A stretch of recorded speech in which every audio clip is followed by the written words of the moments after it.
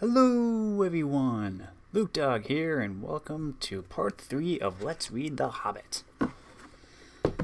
So, last we left off, the dwarves and Bilbo had escaped their elves of Mirkwood by hiding in some barrels, and now they're on their way to Lake Town. So, let's continue. Chapter 10. A Warm Welcome. The day grew lighter and warmer as they floated along. After a while, the river rounded a steep shoulder of land that came down upon their left. Under its rocky feet, like an inland cliff, the deepest stream had flowed, lapping and bubbling. Suddenly the cliff fell away. The shore sank. The trees ended.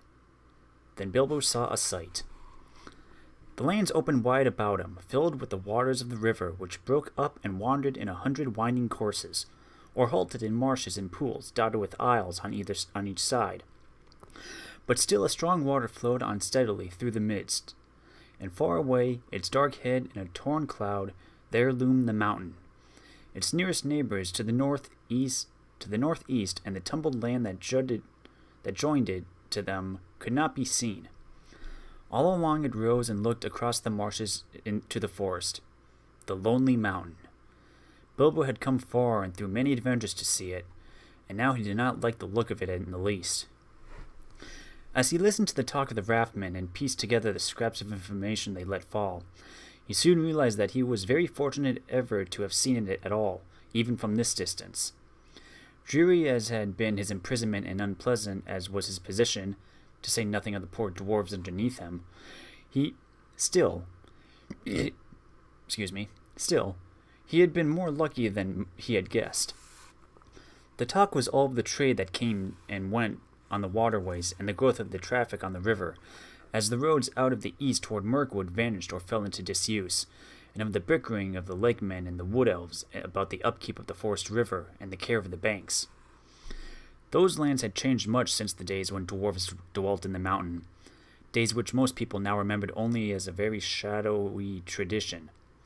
They had changed even in recent years, and since the last news that Gandalf had had of them. Great floods and rains had swollen the waters that flowed east, and there had been an earthquake or two, which some were inclined to attribute to the dragon, alluding to him chiefly with a curse and an ominous nod in the direction of the mountain. The marshes and bogs had spread wider and wider on either side. Paths had vanished, and many a rider and wanderer too, if they had tried to find the lost ways across. The elf road through the wood, which the dwarves had followed on the advice of Beorn, now came to a doubtful and little used end of the eastern edge of the forest. Only the river offered any longer a safe way from the skirts of Mirkwood in the north to the mountain shadowed plain beyond, and the river was guarded by the wood elves' king. So you see, Bilbo had come in the end by the only road that was any good. It might have been some comfort to Mr. Baggins, shivering on the barrels, if he had known that news of this had reached Gandalf far away and given him great anxiety, and that he was in fact finishing his other business, which does not come in this tale, and getting ready to come in search of Thorin's company. But Bilbo did not know it. All he knew was that the river seemed to go on and on and on forever, and he was hungry, and had a nasty cold in the nose.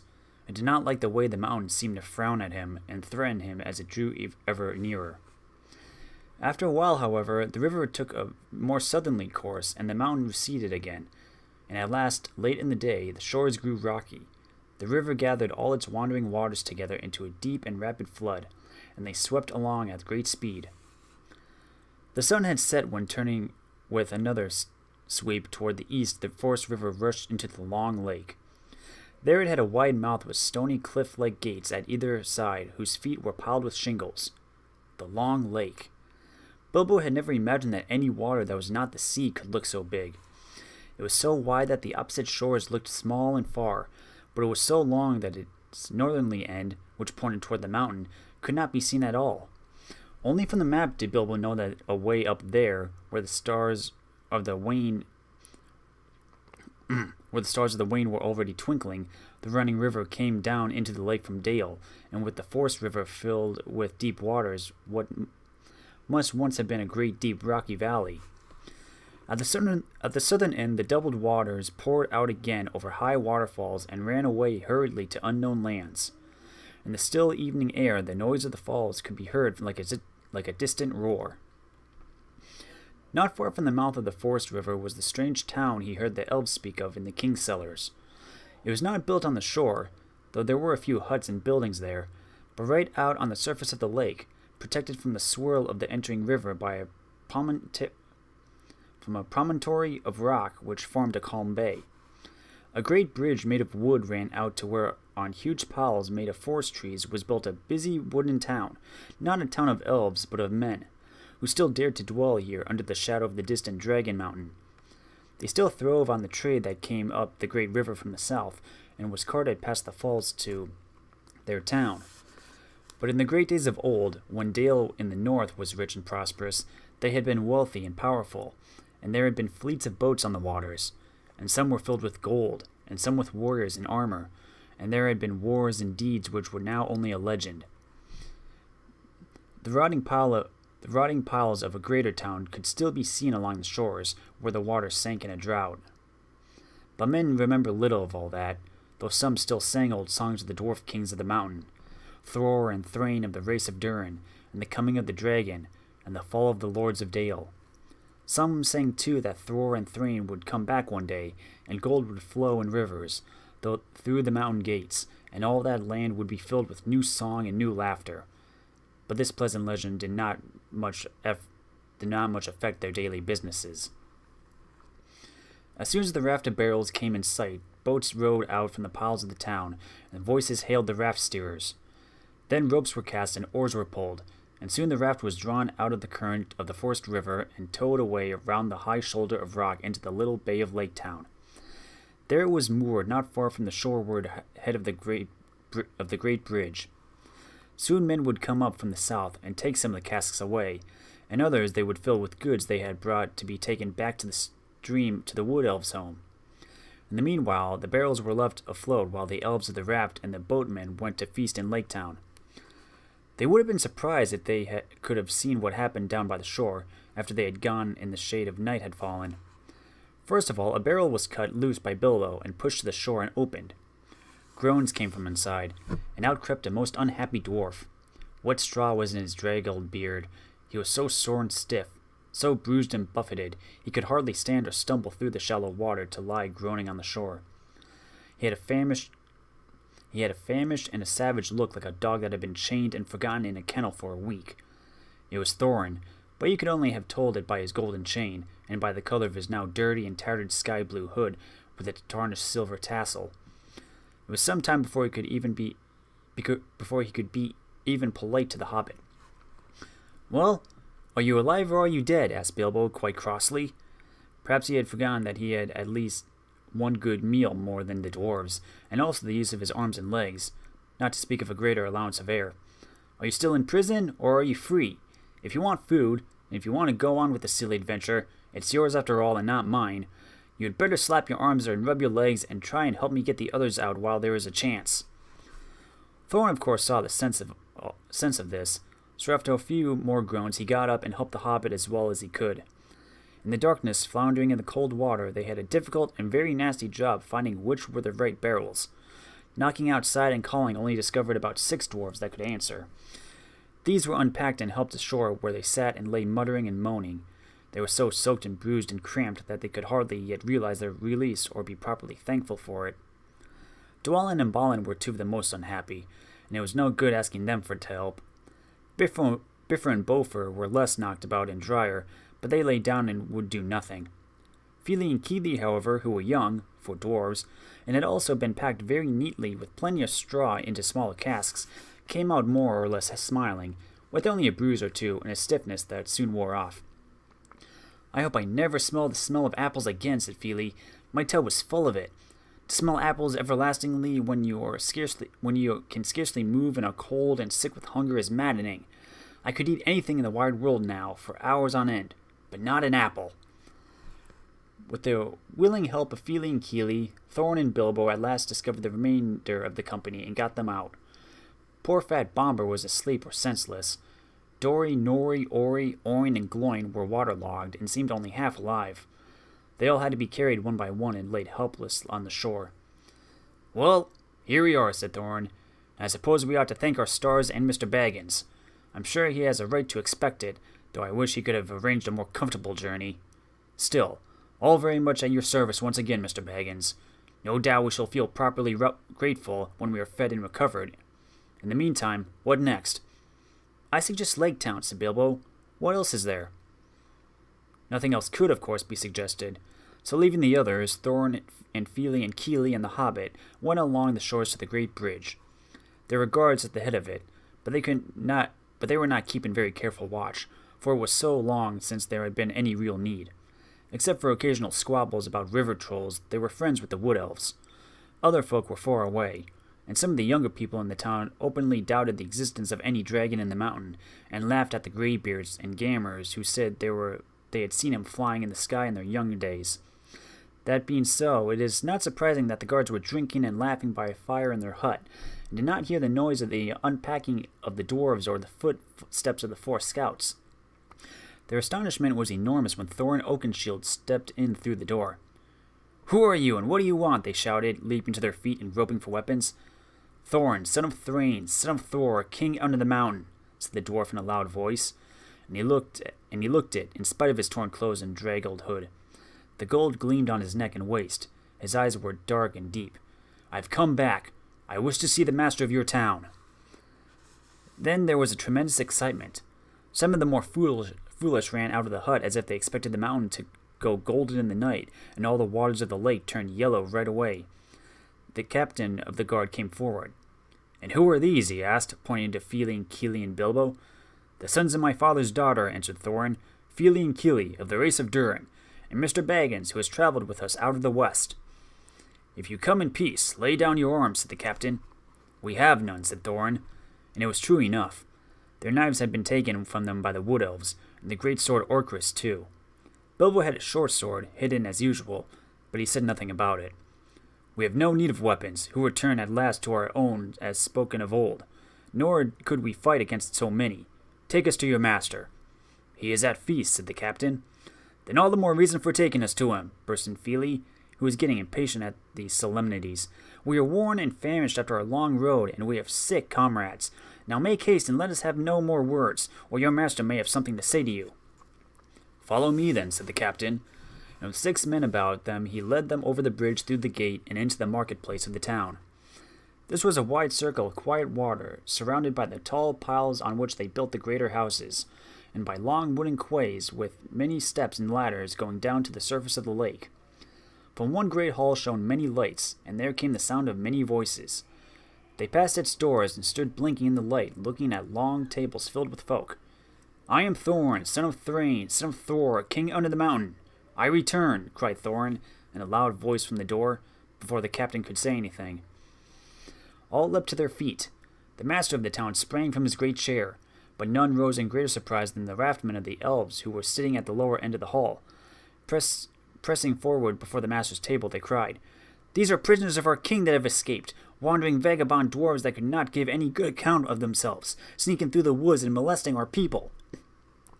"Is this true?" asked the master. As a matter of fact, he thought it far more likely that the return of the king under the mountain, if any such person had ever existed. "It is true that we were wrongfully waylaid by the Elven King and imprisoned without cause as we journeyed back to our own land," answered Thorin. "But Loch Nor Bay may hinder the homecoming spoken of old, nor is this town in the Wood Elves' realm. I speak to the master of the town of the men of the lake, not to the raftmen of the king." Then the master hesitated and looked from one to the other. The Elven King was very powerful in those parts, and the master wished for no enmity with him, nor did he think much of old songs, given his mind to trade in tolls, to cargoes and gold, to which habit he owed his position. Others were of different mind, however, and quickly the matter was settled without him. The news had spread from the doors of the hall like fire through all the town. People were shouting inside the halls and outside it. The quays were thronged with hurrying feet. Soon some began to sing snatches of old songs concerning the return of the king under the mountain. That it was Thor's grandson, not Thor himself, that had come back did not bother them at all. Others took up the song, and it rolled loud and high over the lake. The king beneath the mountains, the king of carven stone, the lord of silver fountains, shall come into his own. His crown shall be upholden, his harp shall be restrung, his halls shall echo golden, to songs of yore resung. The woods shall wave on mountains, and grass beneath the sun. His wealth shall flow like in fountains, and the rivers golden run. The streams shall run in gladness, the lakes shall shine and burn. All sorrow fail and sadness at the mountain king's return. So they sang, or very like that, only there was a great deal more of it, and there was much shouting as well as the music of harps and fiddles mixed with it. Indeed, such excitement had not been known in the town in the memory of the oldest grandfather. The wood elves themselves began to wonder greatly and even be afraid. They did not know, of course, how Thorin had escaped, and they began to think their king might have made a serious mistake. As for the master, he saw there was nothing else for it but to obey the general clamor, for the moment at any rate, and to pretend to believe that Thorin was what he said. So he gave up to him his own great chair and set Fili and Kili beside him in places of honor. Even Bilbo was given a seat at the high table, and no explanation of where he came in. No songs had alluded to him even in the obscurest way, was asked for in the general bustle.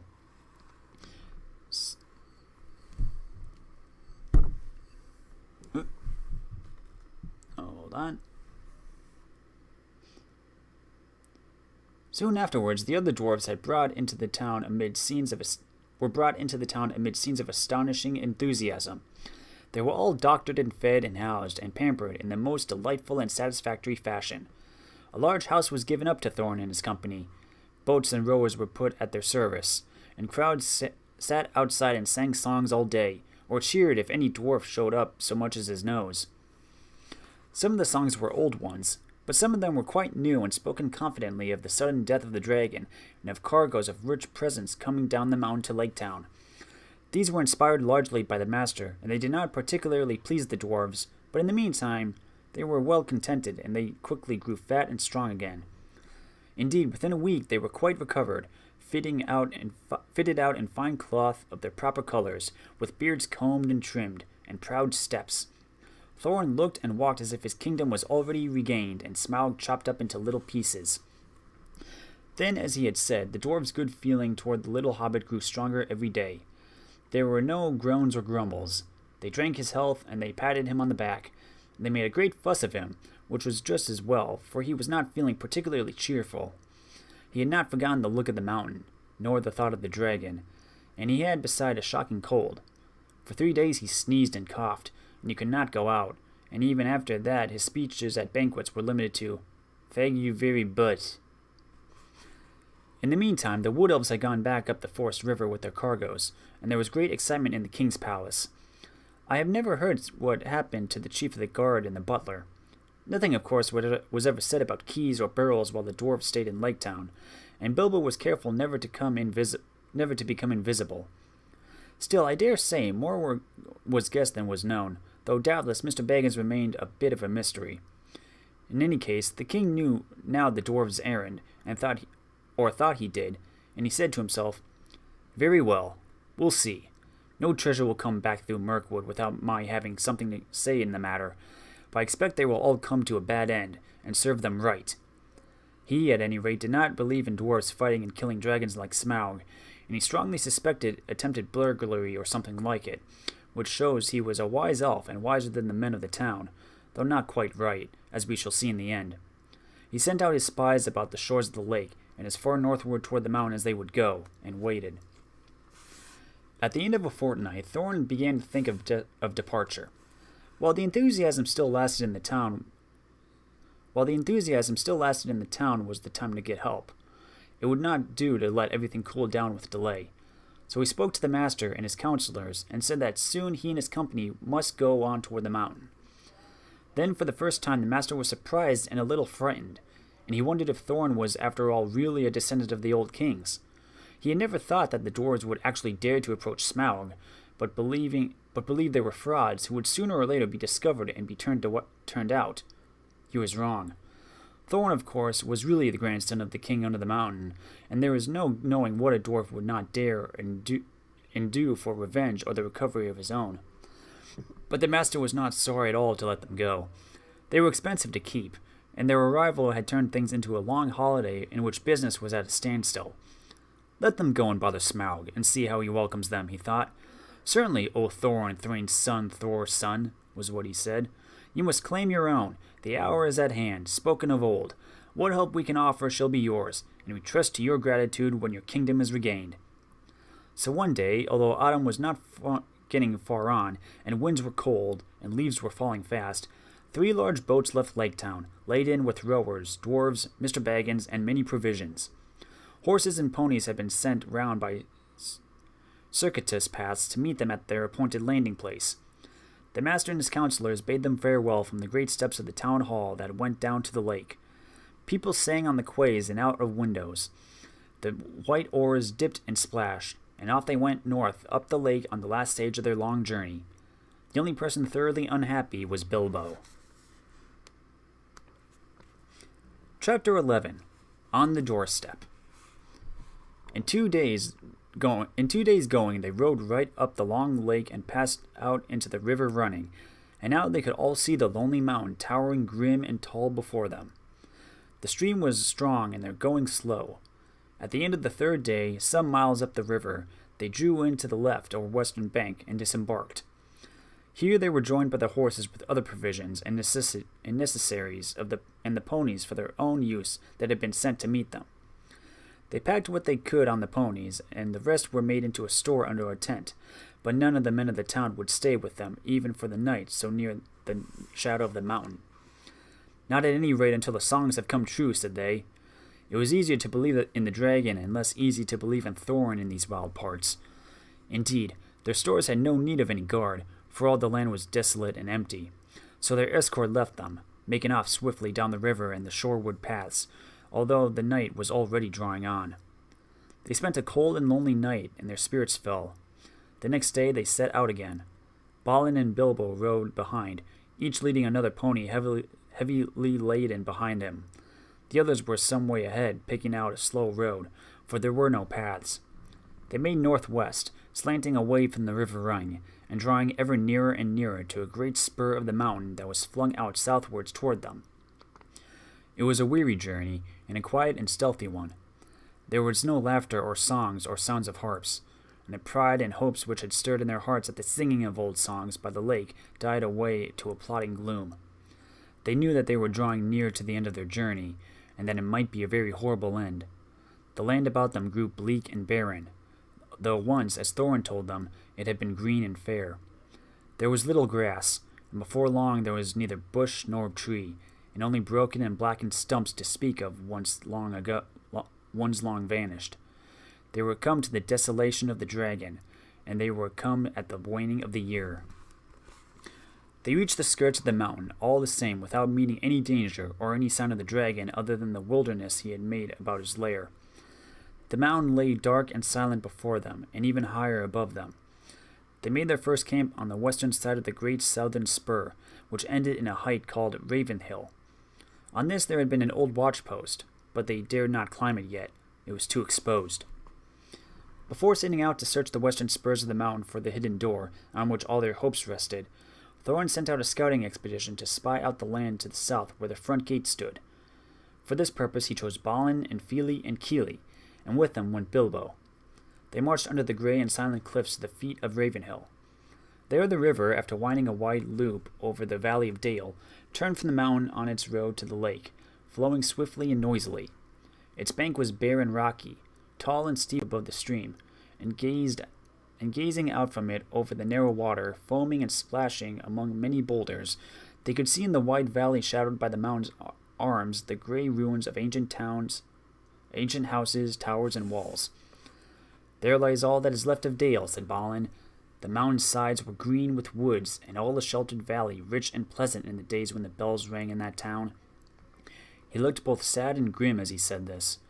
He had been one of Thorin's companions on the day the dragon came. They did not dare to follow the river much further toward the gate, but they went on beyond the end of the southern spur, until lying hidden behind a rock they could look out and see the dark cavernous opening in a great cliff wall between the arms of the mountain. Out of it the waters of the running river sprang, and out of it too there came a steam and a dark smoke. Nothing moved in the waste, save the vapor in the water, and every now and again a black and ominous crow. The only sound was the sound of the stony water, and every now and again the harsh croak of a bird. Balin shuddered. "Let us return," he said. "We can do no good here, and I don't like these dark birds. They look like spies of evil." "The dragon is still alive and in the halls under the mountain, then. Or I imagine so from the smoke," said the hobbit. "That does not prove it," said Balin, "though I don't doubt you are right. But he might be gone away sometime, or he might be lying out on the mountainside keeping watch, and still I expect smokes and steams would come out of the gates. All the halls within must be filled with his foul reek." With such gloomy thoughts, followed ever by croaking crows above them, they made their weary way back to the camp. Only in June they had been guests in the fair house of Elrond, and though autumn was now crawling toward winter, that pleasant time now seemed years ago. They were alone in the perilous waste without hope of further help. They were at the end of their journey, but as far as ever, it seemed, from the end of their quest. None of them had much spirit left.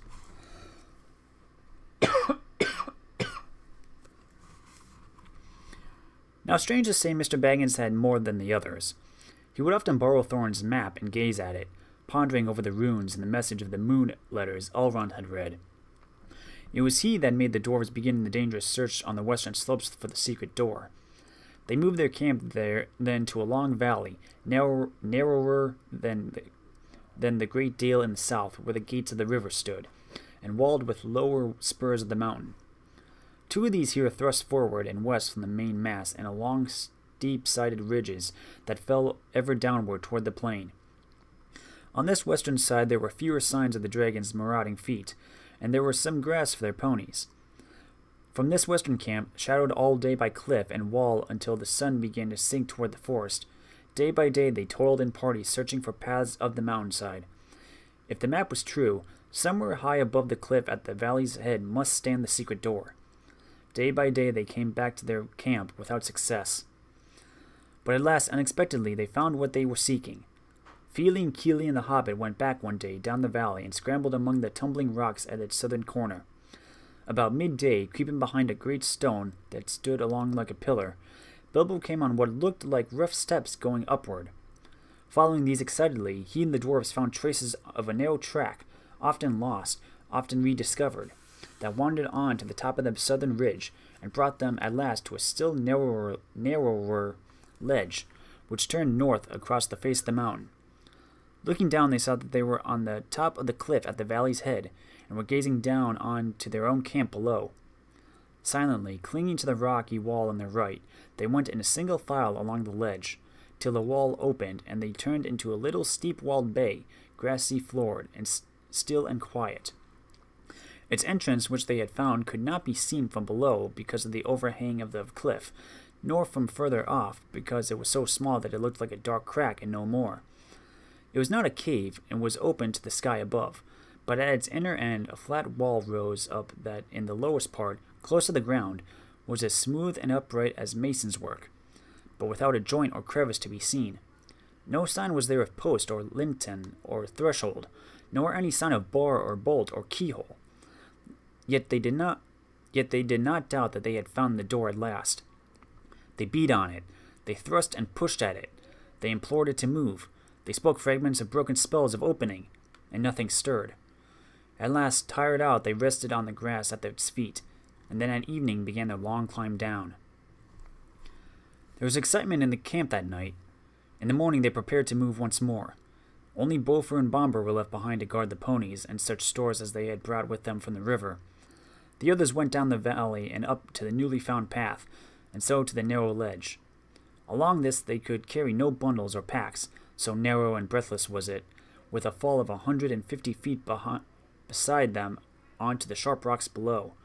But each of them took a good coil of rope tight around his waist, and so at last, without mishap, they reached the little grassy bay. There they made their third camp, hauling up what they needed from below with their ropes. Down the same way they were able occasionally to lower one of the more active dwarves, such as Kili, to exchange such news as there was, or to take a share in the guard below, while Bofur was hauled up to the higher camp. Bombur would not come up either the rope or the path. I'm too fat for such fly walks, he said. I shall turn dizzy and tread on my beard, and then you will have 13 again. And the knotted rope was too slender for my weight. Luckily for him, that was not true, as you will see. In the meanwhile, some of them explored the ledge beyond the opening and found a path that led higher and higher onto the mountain, but they did not dare to venture very far that way, nor was there much use of it. Out up there a silence reigned, broken by no bird or sound except that of the wind in the crannies of stone. They spoke low and never called or sang, for danger brooded in every rock. The others who were busy with the secret of the door had no more success. They were too eager to trouble about the runes or the moonlighters, but tried without resting to discover what exactly in the smooth face of the rock the door was hidden. They had brought picks and tools of many sorts from Lake Town, and at first they tried to use these, but when they struck the stone, the handles splintered and jarred their arms cruelly, and the steel heads broke or bent like lead. Mining work, they saw clearly, was no good against the magic that had shut the door, and they grew terrified, too, of the echoing noise. Bilbo found sitting on the doorstep lonesome and wearisome. There was not a doorstep, of course, really, but they used to call the little grassy space between the wall and the opening the doorstep in fun, remembering Bilbo's words long ago at the unexpected party in his Hobbit hole, where he said they would sit on the doorstep till they thought of something. And sit and think they did, or wandered aimlessly about, and glummer and glummer they became. Their spirits had risen a little at the discovery of the path, but now they sank into their boots, and yet they would not give it up and go away. The Hobbit was no longer much brighter than the dwarves. He would do nothing but sit with his back to the rock face and stare away west toward the opening, over the cliff, over the wide lands of the black wall of Mirkwood, and to the distances beyond, in which he sometimes thought he could catch glimpses of the misty mountains, small and far. If the dwarves asked him what he was doing, he answered, "You said sitting on the doorstep and thinking would be my job, not to mention getting inside, so I'm sitting and thinking." But I'm afraid he was not thinking much of the job, but of what lay beyond the blue distance, the quiet western land, and the hill and his hobbit hole under it. A large gray stone lay in the center of the grass, and he stared moodily at it, or watched the great snails. They seemed to love the little shut-in bay, with its walls of cold rock, and there was many of them, of huge size, crawling slowly and stickily along its sides. Drink break.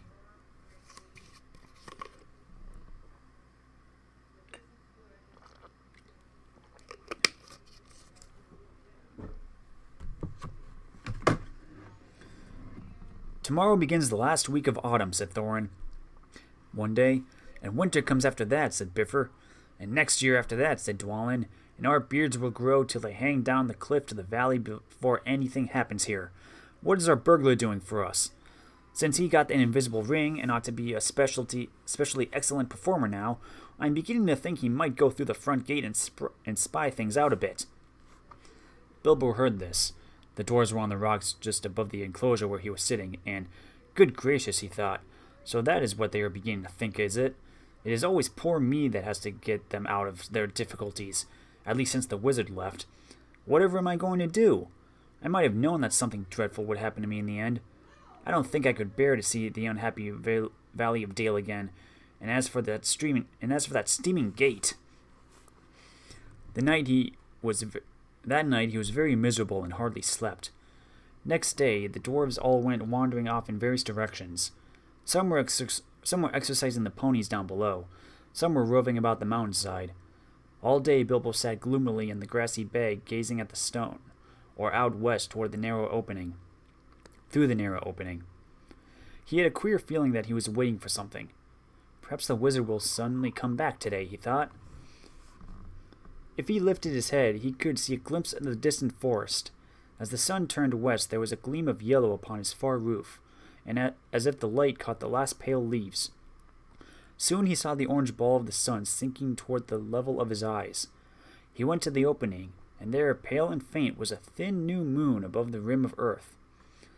At that very moment he heard a sharp crack behind him. There on the gray stone in the grass was an enormous thrush, nearly coal-black, its pale yellow beak freckled and with dark spots. Crack!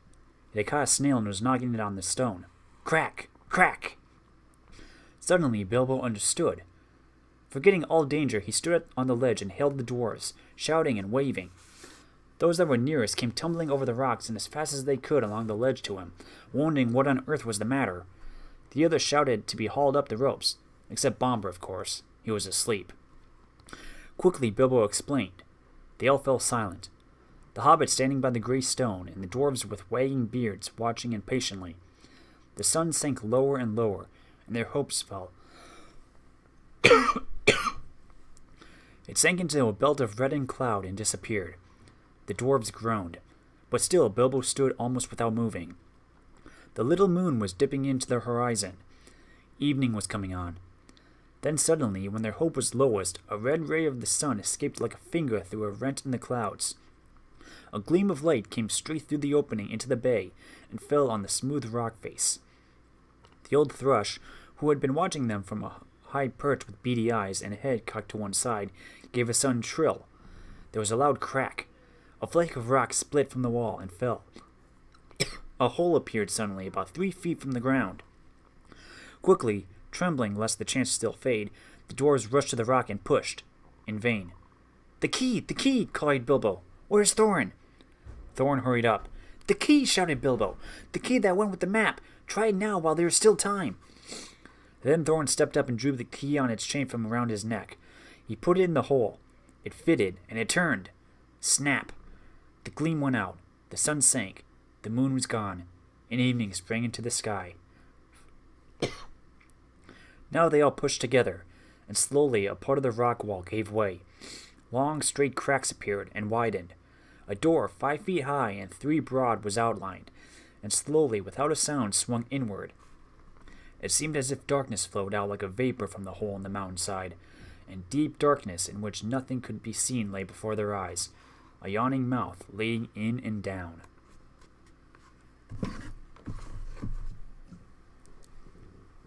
Just gotta reposition.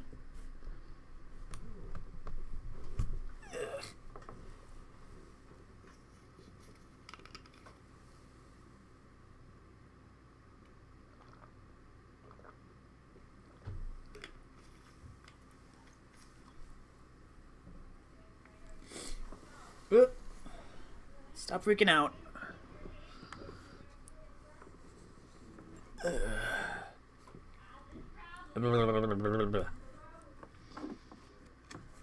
Okay. Chapter 12. Inside Information. For a long time the dwarves stood in the dark before the door and debated, until at last Thorin spoke.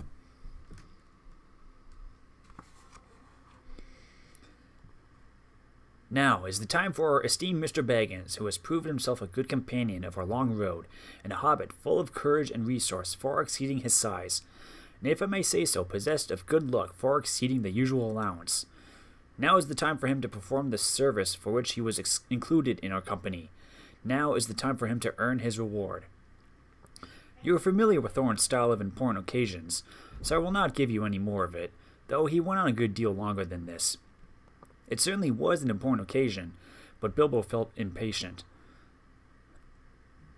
By now he was quite familiar with Thorin too, and he knew what he was driving at. If you mean you think it is my job to go into the secret passage first, O Thorin, Thrain's son Oakenshield, may your beard grow even longer, he said crossly. Say so at once and have done. I might refuse. I have got you out of 2 messes already, which were hardly in the original bargain, so that I am, I think, already owed some reward. But 3rd time pays for all, as my father used to say, and somehow I don't think I shall refuse. Perhaps I have begun to trust my luck more than I used to in the old days. He meant last spring before he left his own town, but it seems centuries ago. But anyway, I think I will go and have a peep at once and get it over. Now, who is coming with me? He did not expect a chorus of volunteers, so he went not disappointed. Feely and Keely looked uncomfortable and stood on one leg, but the others made no pretense of offering, except old Balin, the lookout man, who was rather fond of the hobbit. He said he would come inside at least, and perhaps a bit of the way too, ready to call for help if necessary. The most that can be said for the dwarves is this. They intended to pay Bilbo really handsomely for his services. They had brought him to do a nasty job for them, and they did not mind the poor little fellow doing it if he would. But they would all have done their best to get him out of trouble, if he got into it, as they did in the case of the trolls at the beginning of their adventures, before they had any particular reason for being grateful to him. There it is. Dwarves are not heroes, but calculating folk with a great idea of the value of money. Some are tricky and treacherous and pretty bad lots. Some are not, but are decent enough people like Thorn and company, if you don't expect too much.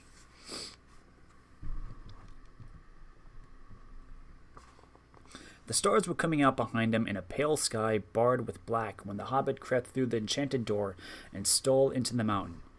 It was a far easier going than he expected. This was no goblin entrance or rough wood elves' cave.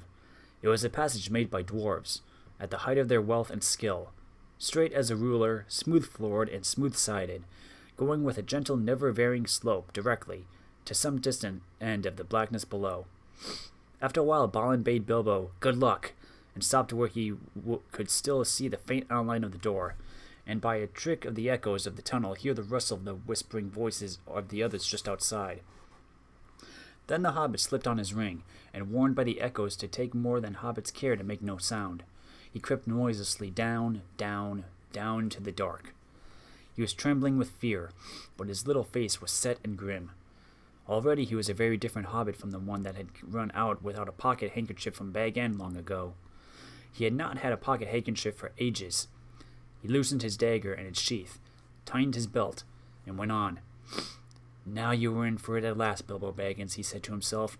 "You went and put your foot right in it that night at the party, and now you've got to pull it out and pay for it. Dear me, what a fool I was and am," said the least toothish part of him. "I have absolutely no use for dragon-guarded treasures, and the whole lot could stay here forever, if only I could wake up and find this beastly tunnel was my own foothold at home." He did not wake up, of course, but went still on and on, till all sign of the door behind had faded away. He was altogether alone. Soon he thought he was beginning to feel warm. "Is that a kind of a glow I see coming right ahead down there?" he thought. It was. As he went forward, it grew and grew, till there was no doubt about it. It was a red light steadily getting redder and redder. Also, it was now undoubtedly hot in the tunnel. Wisps of vapor floated up and past him, and he began to sweat. A sound, too, began to throb in his ears, a sort of bubbling like the noise of a large pot galloping on the fire, mixed with a rumble as of a gigantic tomcat purring. This grew to the unmistakable gurgling noise of some vast animal snoring in its sleep down there in the red glow in front of him. It was at this point that Bilbo stopped. Going on from there was the bravest thing he ever did. The tremendous things that happened afterwards were as nothing compared to it. He fought the real battle in the tunnel alone, before he ever saw the vast danger that lay in wait. At any rate, after a short halt go on he did, and you can picture him coming to the end of the tunnel, an opening of such the same size and shape as the door above. Through it peeps the hobbit's little head. Before him lies the great bottom-most cellar or dungeon hall of the ancient dwarfs right at the mountain's root.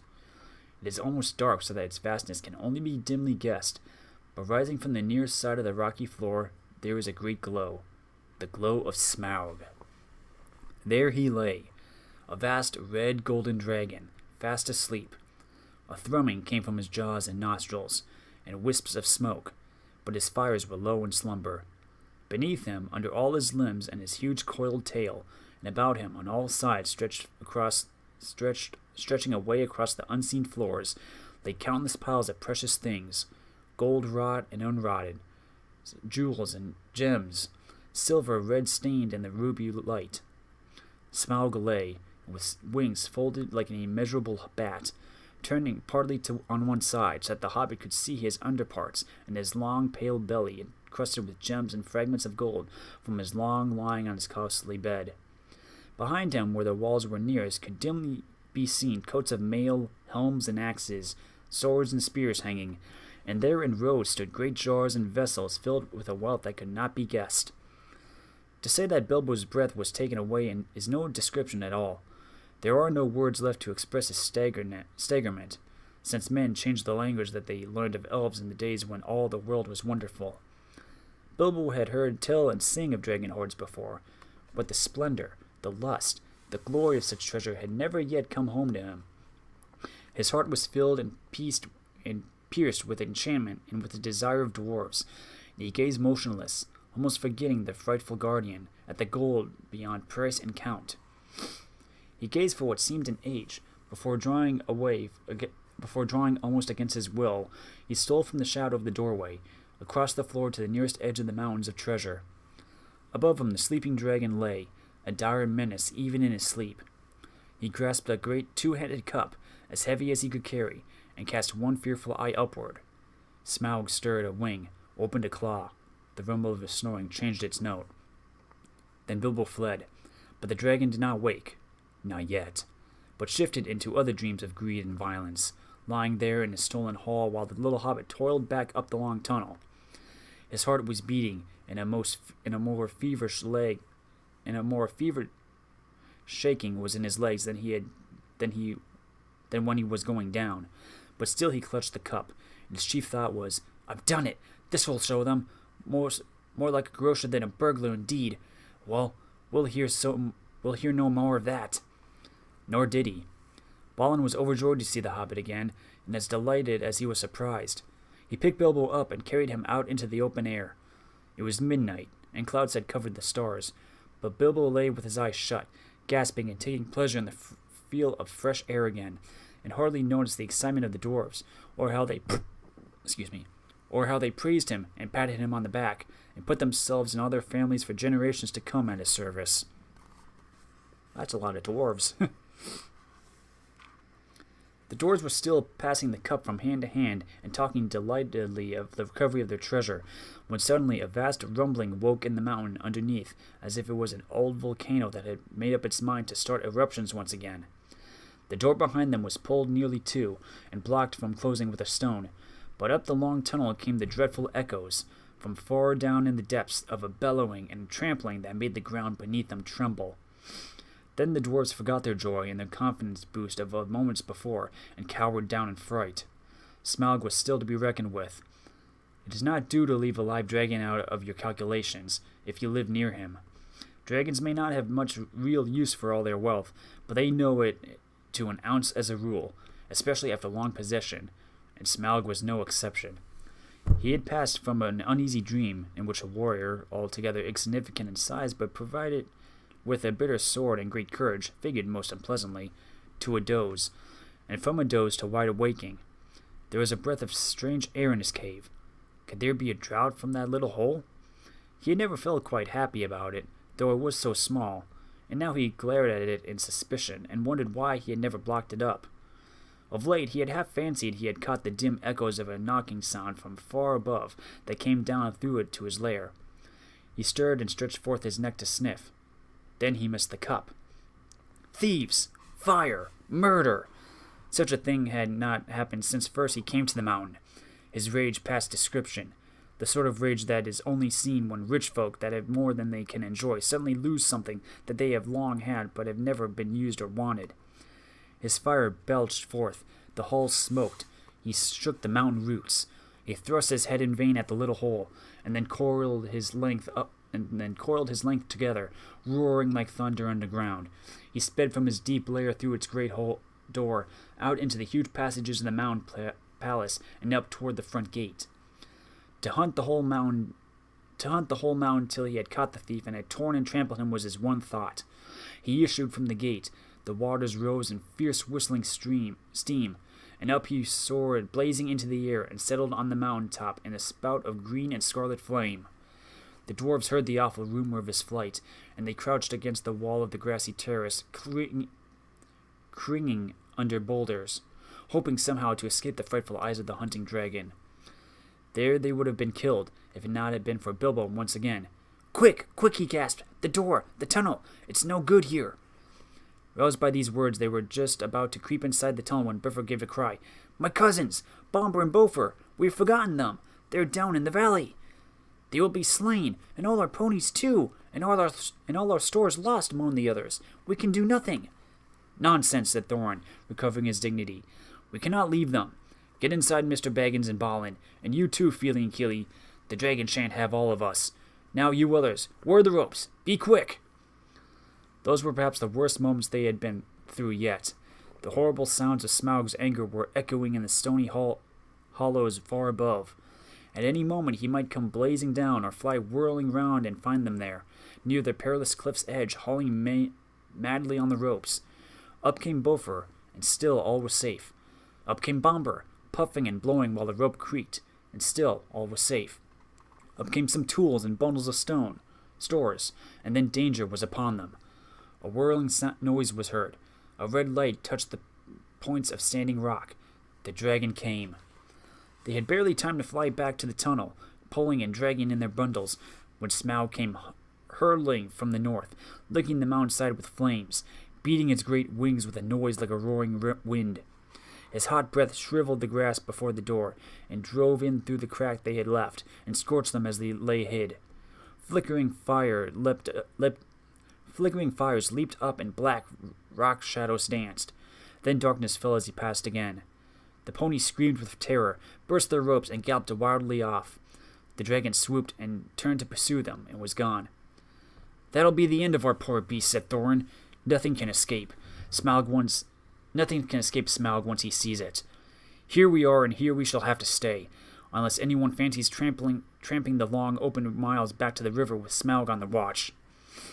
It was not a pleasant thought. They crept further down the tunnel, and there they lay and shivered though it was warm and stuffy, until dawn came pale through the crack of the door. Every now and again through the night they could hear the roar of the dragon grow and then pass and fade, as he hunted round and round the mountainsides. He guessed from the ponies, and from the traces at the camps he had discovered, that men had come up from the river and the lake, and had scaled the mountainside from the valley where the ponies had been standing. But the door withstood his searching eye, and the little high-walled bay had kept out of his fiercest flames. Long he had hunted in vain till the dawn chilled his wrath, and he went back to his golden couch to sleep, and to gather new strength. He would not forget or forgive the theft, not if 1,000 years turned him to smoldering stone, but he could afford to wait. Slow and silent, he crept back to his lair and half closed his eyes. When morning came, the terror of the dwarves grew less. They realized the dangers of this kind were inevitable in dealing with such a guardian, and that it was no good giving up their quest yet. Nowhere could they get away just now, as Thorin had pointed out. Their ponies were lost or killed, and they would have to wait until some time before Smaug relaxed his watch sufficiently for them to dare the long way on foot. Luckily, they had saved enough of their stores to last them still for some time. They debated long on what was to be done, but they could think of no way of getting rid of Smaug, which had always been a weak point in their plans, as Bilbo felt inclined to point out. Then, as is the nature of folk that are thoroughly perplexed, they began to grumble at the Hobbit, blaming him for what had first so pleased them, for bringing away a cup and stirring up Smaug's wrath so soon. What else do you suppose a burglar to do? Asked Bilbo angrily. I was not engaged to kill dragons. That is warrior's work, but to steal treasure. I made the best beginning I could. Did you expect me to trot back with the whole horde of Thor on my back? If there are any grumbling to be done, I think I might have a say. You ought to have brought 500 burglars, not one. I'm sure it reflects great credit on your grandfather, but you cannot pretend that you ever made the vast extent of his wealth clear to me. I shall want hundreds of years to bring it all up, if I was 50 times as big, and Smaug as tame as a rabbit. After that, of course, the dwarves begged his pardon. What then do you propose we should do, Mr. Baggins? Asked Thorin politely. I have no idea at the moment, if you mean about removing the treasure. That obviously depends entirely on some new turn of luck in the getting rid of Smaug. Getting rid of a dragon is not at all in my line, but I will do my best to think about it. Personally, I have no hopes at all, and wish I was safe back at home. Never mind that for the moment. What do we do now, today? Well, if you really want my advice, I shall say we can do nothing but stay where we are. By day, we can no doubt creep out safely enough to take the air. Perhaps before long, one or two could be chosen to go back to the store by the river and replenish our supplies. But in the meantime, everyone ought to be well inside the tunnel by night. Now, I will make you an offer. I've got my ring and will creep down this very noon. Then, if ever Smog ought to be napping, and see what he is up to. Perhaps something will turn up. Every worm has his weak spot, as my father used to say, though I am sure it was not from personal experience. Naturally, the dwarves accepted the offer eagerly. Already they had come to respect little Bilbo. Now he had become the real leader in their adventure. He had begun to have ideals and plans of his own. When midday came, he got ready for another journey down into the mountain. He did not like it, of course, but it was not so bad now he knew, more or less, what was in front of him. Had he known more about dragons and their wily ways, he might have been frightened and less hopeful of catching this one napping. The sun was shining when he started, but it was so dark as night in the tunnel. The light from the door, almost closed, soon faded as he went down. So silent was his going that smoke on a gentle wind could hardly have surpassed it, and he was inclined to feel a bit proud of himself as he drew nearer the lower door. There was only the very faintest glow to be seen. Old Smaug is weary and asleep, he thought. He can't see me, and he won't hear me. Cheer up, Bilbo. He had forgotten or had never heard about dragons' sense of smell. It's also an awkward fact that they can keep half an eye open watching while they sleep if they are suspicious. Smaug certainly looked fast asleep, almost dead and dark, with scarcely a snore more than a whiff of unseen steam, when Bilbo peeped once more from the entrance. He was just about to step out on the floor when he suddenly caught a thin and piercing ray of red from under the drooping lid of Smaug's left eye. He was only pretending to sleep. He was watching the tunnel entrance. Hurriedly, Bilbo stepped back and blessed the luck of his ring. Then Smaug spoke. "Well, thief, I smell you, and I feel your air. I hear your breath. Come along. Help yourself again. There is plenty to spare." But Bilbo was not quite so unlearned of dragon lore as to that, and if Smaug hoped to get him to come nearer so easily, he was disappointed. "No, thank you, O Smaug the Tremendous," he replied. "I did not come for presents. I only wished to have a look at you, and see if you were truly as great as tales say. I did not believe them." "Do you now?" said the dragon, somewhat flattered, even though he did not believe a word of it. "Truly, songs and tales fall utterly short of the reality, O Smaug, the chiefest and greatest of calamities," replied Bilbo. "You have nice manners for a thief and a liar," said the dragon. "You seem familiar with my name, but I don't seem to remember smelling you before. Who are you, and where do you come from, may I ask?" "You may indeed. I come from under the hill, and under the hills and over the hills my paths led, and through the air I am he that walks unseen." "So I can well believe," said Smaug, "but that is hardly your usual name." "I am the clue finder, the web cutter, the stinging fly. I am chosen for the lucky number." "Lovely titles," sneered the dragon, "but lucky numbers don't always come off." "I am he that buries his friends alive and drowns them and draws them alive again from the water. I came from the end of a bag, but no bag went from me over me." "Then these don't sound so credible," scoffed Smaug. "I am the friend of bears and the guest of eagles. I am ring winner and luck wearer, and I am barrel rider," went on Bilbo, beginning to be pleased with his riddling. "That's better," said Smaug, "but don't let your imagination run away with you." This, of course, is the way to talk to dragons, if you don't want to reveal your proper name, which is wise, and don't want to infuriate them by a flat refusal, which is also very wise. No dragon can resist the fascination of riddling talk and wasting time trying to understand it. There was a lot here which Smaug did not understand at all, although I expect you do, since you know all about Bilbo's adventures to which he was referring. But he thought he understood enough, and he chuckled in his wicked inside. "I thought so last night," he smiled to himself. "Lakemen, some nasty scheme of those miserable tub-trading lakemen, or I'm a lizard. I haven't been down that way for an age and an age, but I will soon after that." "Very well, O Barrel Rider," he said aloud. "Maybe Barrel was your pony's name, and maybe not. though it was fat enough. You may walk unseen, but you do not walk all the way. Let me tell you, I ate 6 ponies last night, and I shall catch and eat all the others before long. In return for the excellent meal, I will give you one piece of advice for your good. Don't have more to do with dwarves than you can help."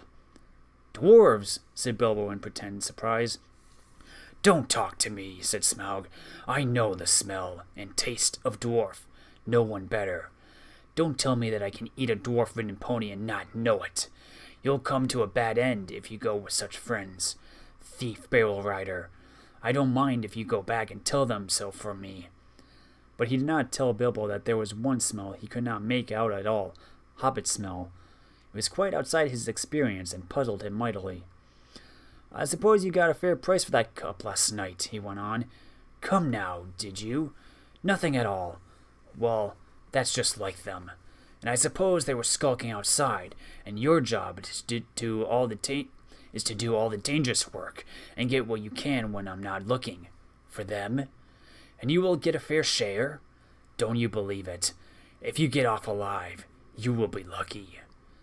Bilbo was now beginning to feel really uncomfortable.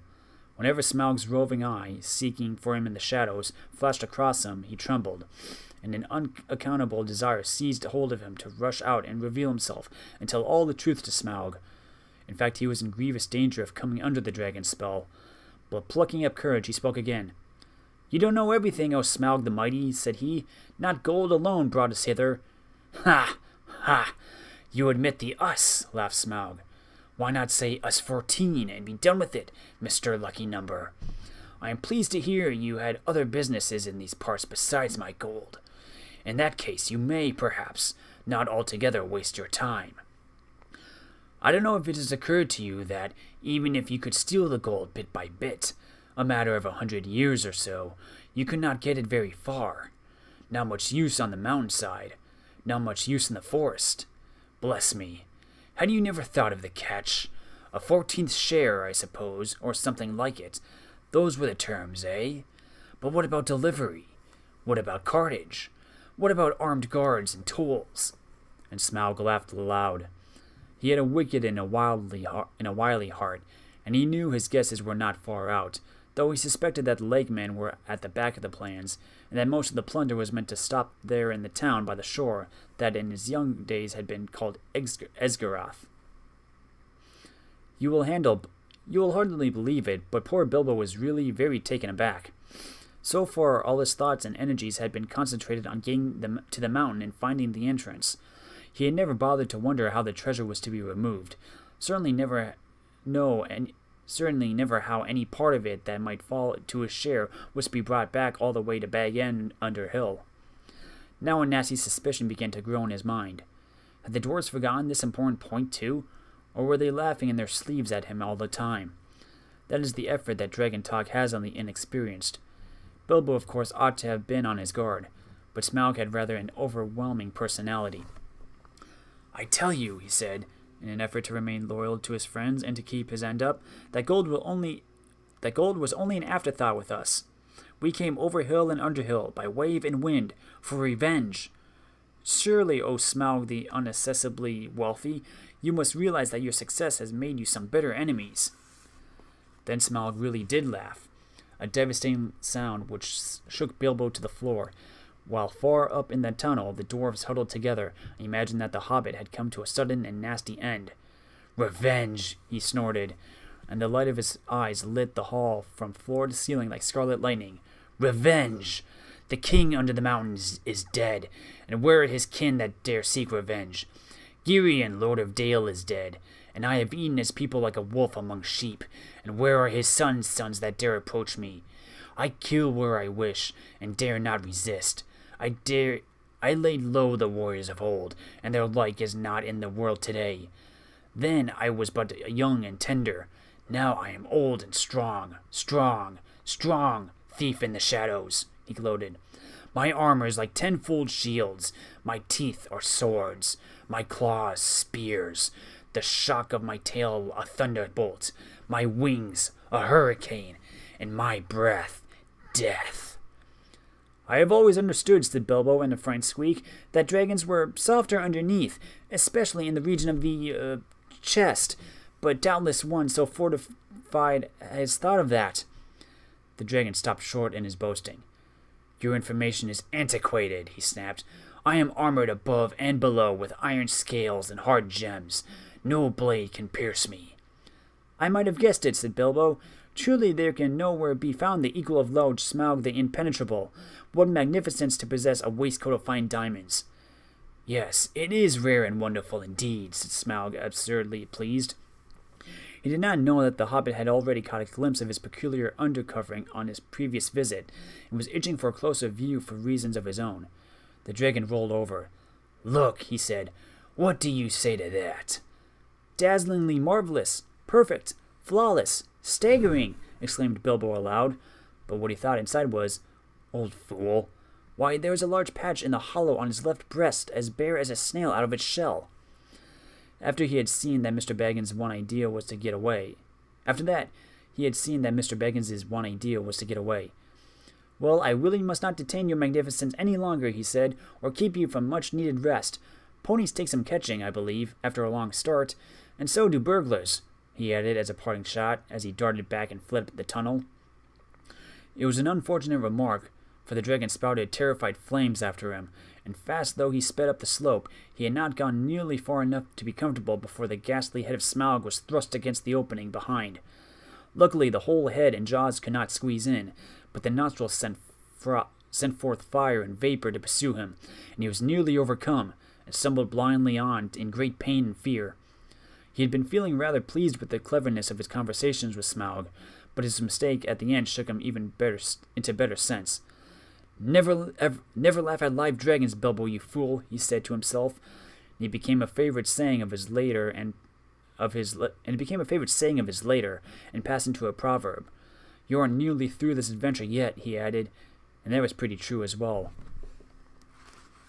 The afternoon was turning into evening when he came out again and stumbled, and fell in a faint on the doorstep. The dwarves revived him, and doctored his scorches as well as they could, but it was a long time before the hair on the back of his head and his heels grew properly again. It had all been singed and frizzled right down to the skin. In the meanwhile, his friends did their best to cheer him up, and they were eager for a story, especially wanting to know why the dragon had made such an awful noise, and how Bilbo had escaped. But the Hobbit was worried and uncomfortable, and they had difficulty in getting anything out of him. On thinking things over, he was now regretting some of the things he had said to the dragon, and was not eager to repeat them. The old thrush was sitting on a rock near by with his head cocked on one side, listening to all that was said. It shows what an ill temper Bilbo was in. He picked up a stone and threw it at the thrush, which merely floated aside and came back. Drat the bird, said Bilbo crossly. I believe he is listening, and I don't like the look of him. Leave him alone, said Thorin. The thrushes are good and friendly. This is a very old bird indeed, and is maybe the last left of the ancient breed that used to live around here, tamed to the hands of my father and grandfather. They were a long-lived and magical race, and this might even be one of those that was alive then, a couple of hundreds of years or more ago. The men of Dale used to have the trick of understanding their language, and used them for messengers to fly to the men of the lake and elsewhere. Well, he'll have news to take to Lake Town all right, if that is what he is after, said Bilbo, though I don't suppose there is any people left there that trouble with thrush language. Why, what has happened? Cried the dwarves. Do get on with your tale.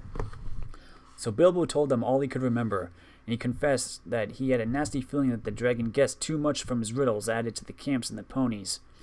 I am sure he knows we came from Lake Town, and had help from there, and I have a horrible feeling that his next move might be in that direction. I wish to goodness I had never said that about Barrel Rider. It would make even a blind rabbit in these parts think of the lake men. Well, it cannot be helped, and it's difficult not to slip in talking to a dragon, or so I have always heard, said Balin, anxious to comfort him. I think you did very well, if you ask me.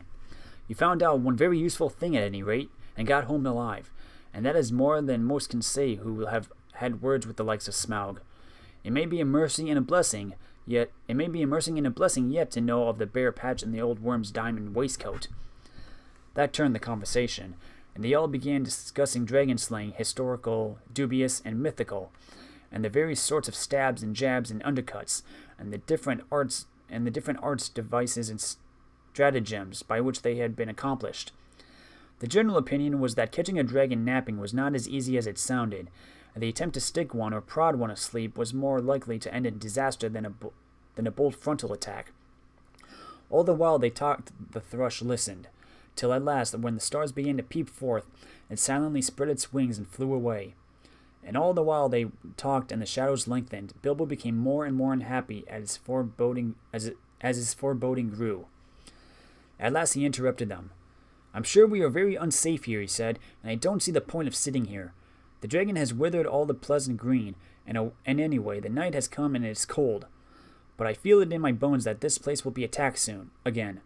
Smaug knows now how I came down to his hall, and you can trust him to guess where the other end of the tunnel is. He will break all this side of the mountain to bits, if necessary, to stop up our entrance, and if we are smashed with it, the better he will like it." "You are very gloomy, Mr. Baggins," said Thorin.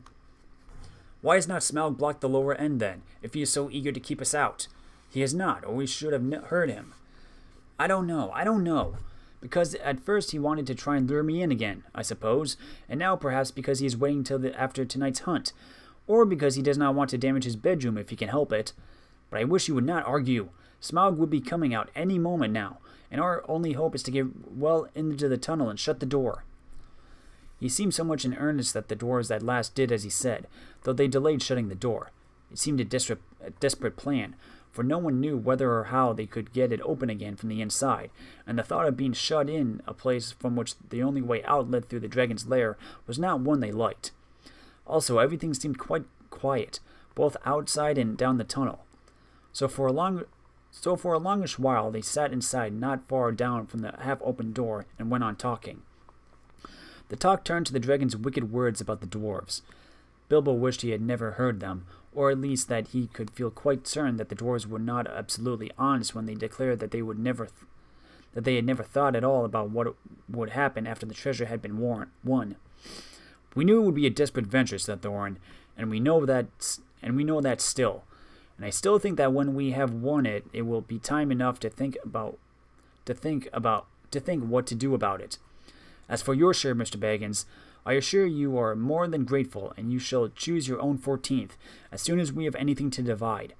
I am sorry if you are worried about transport, and I admit the difficulties are great.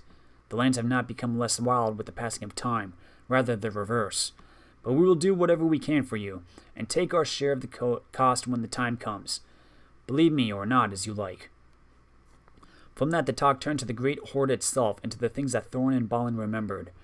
They wondered if they were still lying there unharmed in the halls below, the spears that were made for the armies of the great king Bladorthin, long since dead. Each had a 3-forged head, and the shaft were inlaid with cunning gold, but they were never delivered or paid for. Shields made for warriors long dead. The great golden cup of Thor, 2-handed, hammered and carven with birds and flowers whose eyes and petals were of jewels. Coats of mail, gilded and silvered and impenetrable. The necklace of Girion, Lord of Dale, made of 500 emeralds green as grass, which he gave for the arming of his eldest son in a coat of dwarf-linked rings, the like of which had never been made before, for it was wrought of pure silver to the power and strength of triple steel.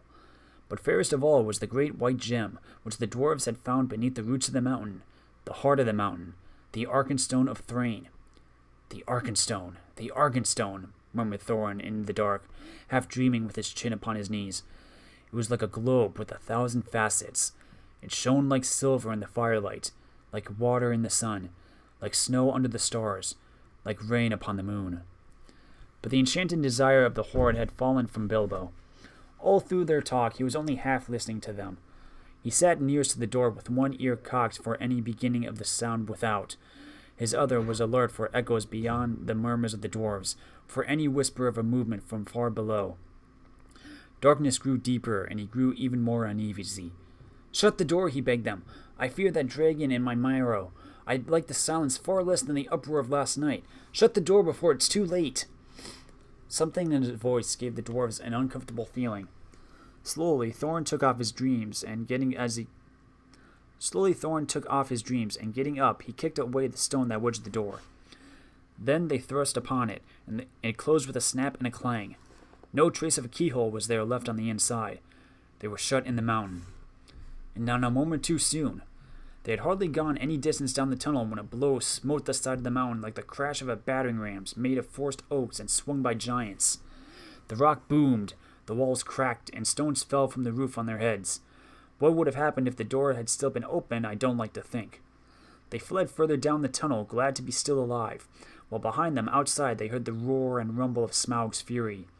He was breaking rocks to pieces, smashing wall and cliff with the lashing of his huge tail, till their little lofty camping ground, the scorched grass, the thrush's stone, the snail-covered walls, the narrow ledge, and all disappeared in a jumble of smithereens, and an avalanche of splintered stone fell over the cliff into the valley below.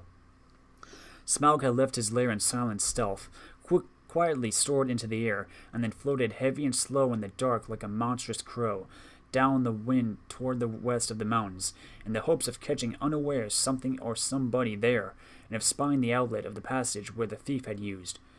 This was the outburst of his wrath when he could find nothing and see nothing, even when he guessed the outlet must actually be.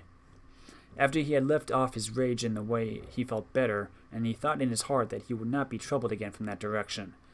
In the meanwhile, he had further vengeance to take. "Barrel rider," he snorted. Your feet came from the water side, and up the water you came, without a doubt. I don't know your smell, but if you are not one of those men of the lake, you had their help. They shall see me, and remember who is the real king under the mountain. He rose in fire and went away south toward the running river. Drink break.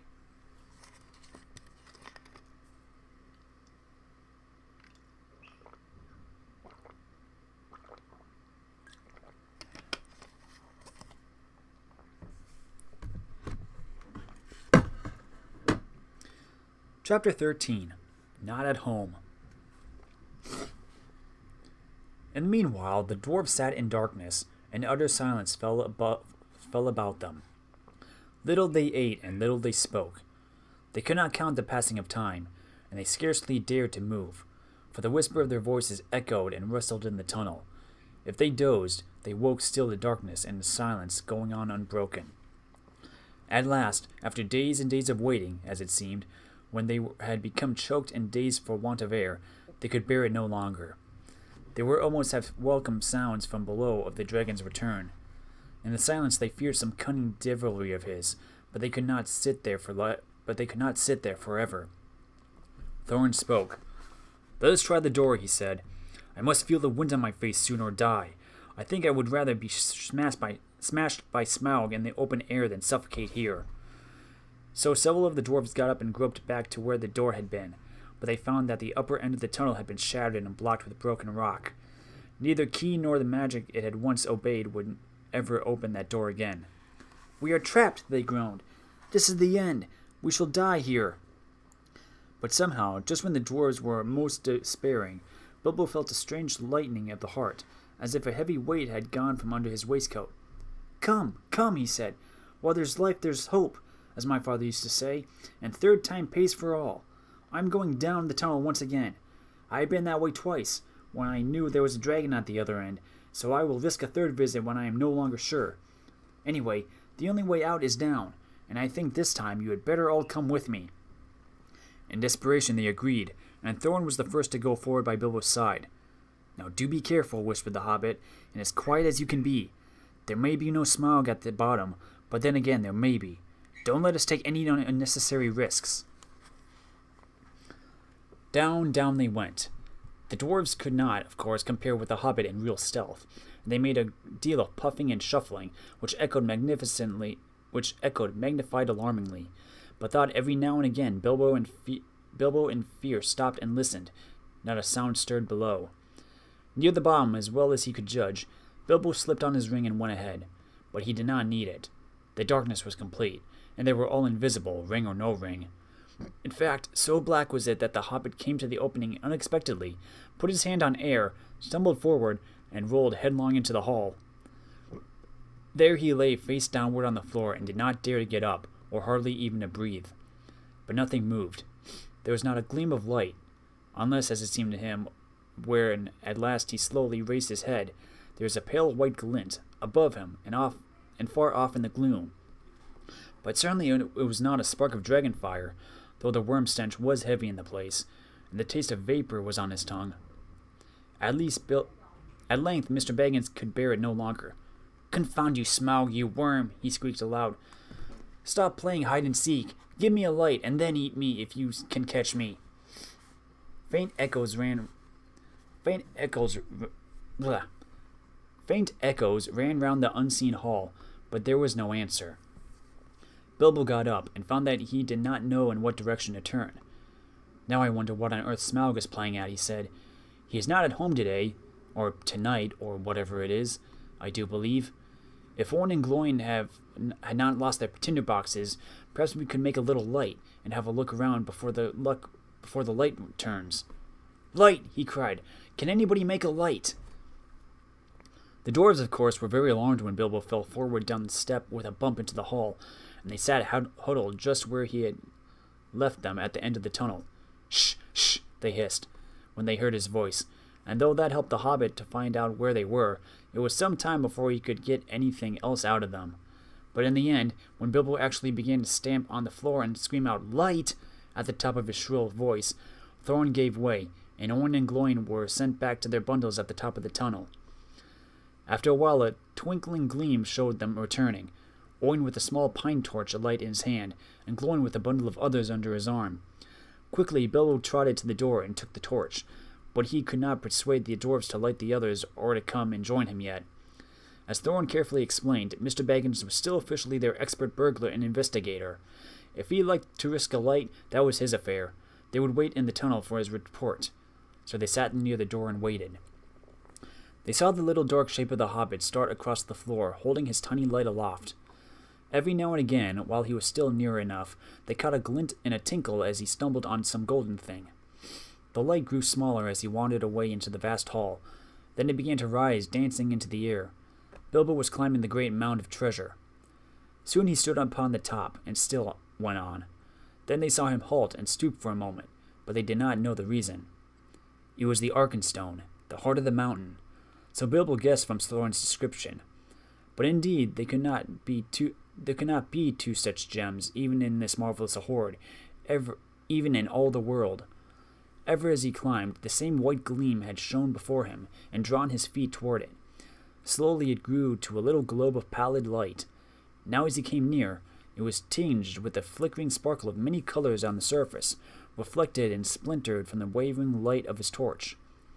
At last he looked down upon it, and he caught his breath. The great jewel shone before his feet on its own inner light, and yet, cut and fashioned by the dwarves, who had dug it from the heart of the mountain long ago, it took all light that fell upon it and changed it into 10,000 sparks of white radiance, shot with glints of the rainbow. Suddenly, Bilbo's arm went toward it, drawn by its enchantment. His small hand wound not close about it, for it was a large and heavy gem, but he lifted it, shut his eyes, and put it in his deepest pocket. "Now I am a burglar indeed," thought he, "but I suppose I must tell the dwarves about it. Sometime. They did say I could pick and choose my own share, and I think they would choose this, if they took all the rest."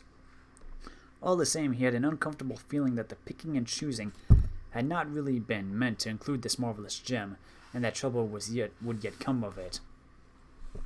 Now he went on again.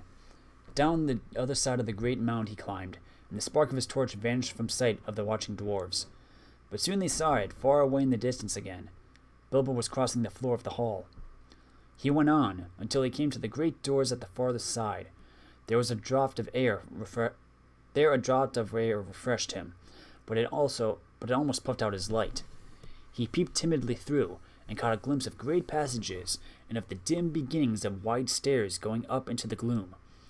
And still there was no sign, no sound of Smaug. He was just going to turn and go back when a black shape swooped at him and brushed his face. He squeaked and started, stumbling backward, and fell. His torch dropped head downward and went out. "Only a bat, I suppose, and hope," he said miserably. "But now what am I to do? Which is east, south, north, or west? Thorin! Balin! Oin! Gloin! Fili! Kili! He cried as loud as he could. It seemed a thin little noise in this wide blackness. The light's gone out! Somebody come and find me and help me! For the moment his courage had failed altogether. Finally the dwarves heard his small cries, though the only word they could catch was, "Help!" Now what on earth or under it has happened, said Thorin. Certainly not the dragon, or he would not go on squeaking. They waited a moment or two, and still there was no dragon noises. No sound at all, in fact, but Bilbo's distant voice. "Come, one of you, get another light or two," Thorin ordered. "It seems we have to go and help our burglar."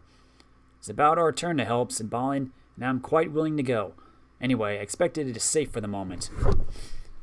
Gloin lit several more torches, and then they all crept out, one by one, and went along the walls as hurriedly as they could. It was not long before they met Bilbo himself coming back toward them. His wits had quickly returned as soon as he saw the twinkle of their lights. "Only a bat and a dropped torch, nothing worse," he said in answer to their questions. Though they were much relieved, they were inclined to be grumpy at being frightened for nothing. But what they would have said if he had told them at the moment about the Arkenstone, I don't know. The mere fleeting glimpses of treasures which they had caught as they went along had rekindled all the fire of the dwarvish hearts, and when the heart of a dwarf, even the most respectable, is weakened by gold and by jewels, he grows suddenly bold, and he may become fierce. The dwarves indeed no longer needed any urging. All were now eager to explore the hall while they had the chance, and willing to believe that, for the present, Smaug was away from home. Each now gripped a lighted torch, and as they gazed, first on one side and then on another, they forgot fear and even caution. They spoke aloud, and cried out to one another, as they lifted old treasures from the mound or from the wall, and held them in the light, caressing and fingering them. Fili and Kili were almost in merry mood, and finding still hanging there many golden harps strung with silver, they took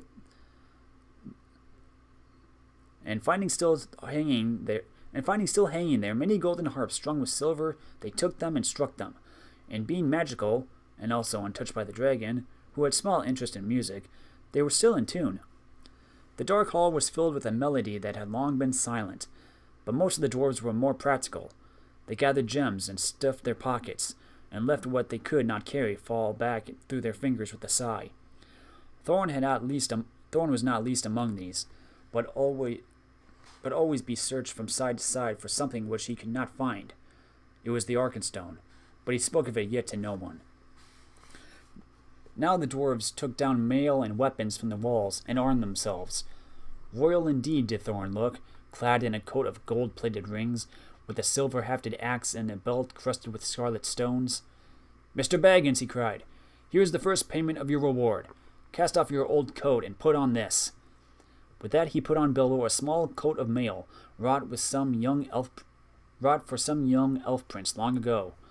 It was of silver steel, which the elves called mithril, and with it were a belt of pearls and crystals. A light helm of figured leather strengthened beneath the hoops of steel, and studded around the brim with white gems, was set upon the hobbit's head. "I feel magnificent," he thought, "but I expect I looked rather absurd. How they would laugh on the hill at home. Still, I wish there was a looking-glass nearby." All the same, Mr. Baggins kept his head more clear of the bewitchment of the hoard than the dwarves did. Long before the dwarves were tired of examining the treasures, he became weary of it and sat down on the floor, and he began to wonder nervously what the end of it would be. "I would give a good many of these precious goblets," he thought, "for a drink of something cheering out of one of Bjorn's wooden bowls." "Thorin," he cried aloud, "what next? We are armed, but what good has any armor ever been before against Smaug the Dreadful? This treasure is not yet won back. We are not looking for gold yet, but for a way of escape, and we have tempted luck too long." "You speak the truth," answered Thorin, recovering his wits. "Let us go. I will guide you. Not in 1,000 years shall I forget the ways of this place." Then he hailed the others, and they gathered together, and holding their torches above their heads, they passed through the gaping doors, not without many a backward glance of longing. Their glittering mail, Their glittering mail they had covered again with their old cloaks, and their bright helms with their tattered hoods, and one by one they walked behind Thorin, a line of little lights in the darkness that halted often, listening in fear once more for any rumors of the dragon's coming. Though all the old adornments were long mouldered and destroyed, and though all were befouled and blasted with the comings and goings of the monster, Thorin knew every passage and every turn. They climbed long stairs, and turned and went down wide, echoing ways, and turned again and climbed yet more stairs, and yet more stairs again. These were smooth, cut out from the living rock, broad and fair, and up the dwarves went, and they met no sign of any living thing, only furtive shadows that fled from the approach of their torches floating in the draughts. The steps were not made all the same for hobbit legs, and Bilbo was just feeling that he could go on no longer when suddenly the roof sprang high and far beyond the reach of their torchlights. A white glimmer could be seen coming through some opening far above, and the air smelled sweeter. Before them light came dimly through the great doors that hung twisted on their hinges and half burnt. "This is the great chamber of Thor," said Thorin, "the hall of feasting and of council.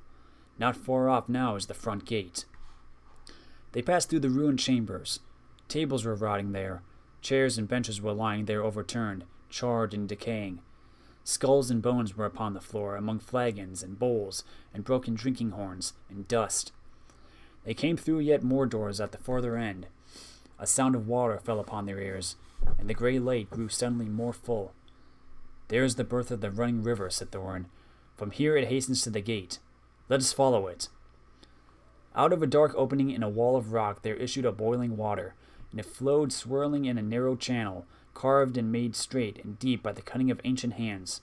Beside it ran a stone-paved road, wide enough for many men abreast. Swiftly along this they ran, and round a wide-sweeping turn. And behold, before them stood the broad light of day. In front there rose a tall arch, still showing the fragments of old carven work within, worn and splintered and blackened though it was. A misty sun set its pale light between the arms of the mountain, and beams of gold fell on the pavement of the threshold. A whirl of bats, frightened from slumber by their smoking torches, flurried over them. As they sprang forward, their feet slithered on stones rubbed smooth and slimed by the passage of the dragon. Now before them the water fell noisily outward, and foamed down toward the valley. They flung their pale torches to the ground, and stood gazing out with dazzled eyes. They were come to the front gate, and were looking out upon Dale. "Well," said Bilbo, "I never expected to be looking out of this door, and I never expected to be so pleased to see the sun again, and to feel the wind on my face. But ow, this wind is cold." It was. A bitter easterly breeze blew with a threat of oncoming winter. It swirled over and round the arms of the mountain into the valley, and sighed among the rocks. After their long time in the stewing depths of the dragon-haunted caverns, they shivered in the sun. Suddenly Bilbo realized that he was not only tired, but also very hungry indeed. "It seems to be late morning," he said, "and so I suppose it is more or less breakfast time, if there is any breakfast to have. But I don't feel that Smaug's front doorstep is the safest place for a meal. Do let's go somewhere where we can sit quiet for a bit." "Quite right," said Balin, "and I think I know which way we should go.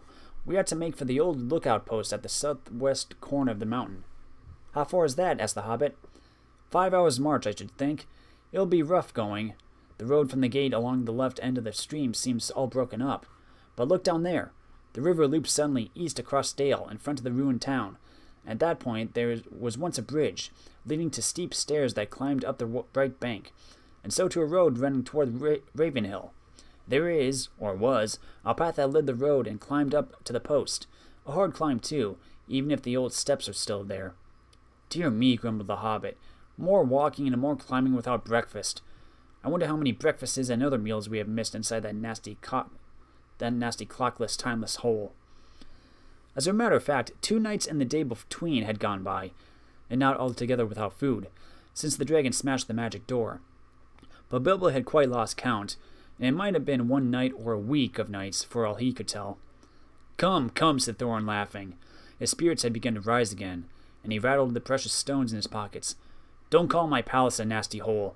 You wait till it has been cleaned and redecorated." That won't be till Smaug's dead, said Bilbo glumly. In the meanwhile, where is he? I would give a good breakfast to know. I would give a good breakfast to know. I hope he is not up on the mountain looking down at us. That idea disturbed the dwarves mightily, and they quickly decided that Bilbo and Balin were right. We must move away from here, said Dori. I feel as if his eyes were on the back of my head. It's a cold, lonesome place, said Bombur. There may be drink, but I see no sign of food. A dragon would always be hungry in such parts. Come on, cried the others. Let us follow Balin's path. Under the rocky wall to the right there was no path, so on they trudged along the stones on the left side of the river. And the emptiness and desolation soon sobered even Thorin again. The bridge that Balin had spoken of they found long fallen, and most of its stones were now only boulders in the shallow, noisy stream. But they forded the water without much difficulty, and found the ancient steps, and climbed the high bank. After going a short way, they struck the old road, and before long came to a deep dill sheltered among the rocks. There they rested for a while, and had such a breakfast as they could, chiefly cram and water. If you want to know what cram is, I can only say that I don't know the recipe, but it is biscuitish, keeps good indefinitely, and is supposed to be sustaining, and is certainly not entertaining, being in fact very uninteresting except as a chewing exercise. It was made by the lakemen for long journeys. After that they went on again, and now the road struck westward and left the river, and the great shoulder of the south-pointing mountain spur drew ever nearer. At length they reached the hill path. It scrambled steeply up, and they plodded slowly one behind the other, till at last in the late afternoon they came to the top of the ridge and saw the wintry sun going downward to the west. Here they found a flat place without a wall on 3 sides, but back to the north by a rocky face in which there was an opening like a door. From that door there was a wide view east and south and west. Here, said Balin, in the old days we used always to keep watchmen, and that door behind leads into a rock-hewn chamber that was made here as a guard room. There were several places like that round the mountain, but there seemed small need for watching in the days of our prosperity, and the guards were made over-comfortable, perhaps. Otherwise we might have had longer warning of the coming of the dragon, and things might have been different. Still, here we can now lie hid and sheltered for a while, and can see much without being seen. Not much use if we have been seen coming here, said Dori, who was always looking up toward the mountain's peak, as if he expected to see Smaug perched there like a bird on a steeple. We must take our chances of that, said Thorin. We can go no further today. Here, here, cried Bilbo, and flung himself on the ground. In the rock chamber there would have been room for 100, and there was a small chamber further in, more removed from the cold outside. It was quite deserted. Not even wild animals seemed to have used it in the days of Smaug's dominion. There they laid their burdens, and some threw themselves down at once and slept, but the others sat near the outer door and discussed their plans. In all their talk they came perpetually back to one thing. Where was Smaug? They looked west, and there was nothing, and east there was nothing, and in the south there was no sign of the dragon. But there was a gathering of very many birds. At that they gazed and wondered, but they were no nearer understanding it when the first cold stars came out. Drink break.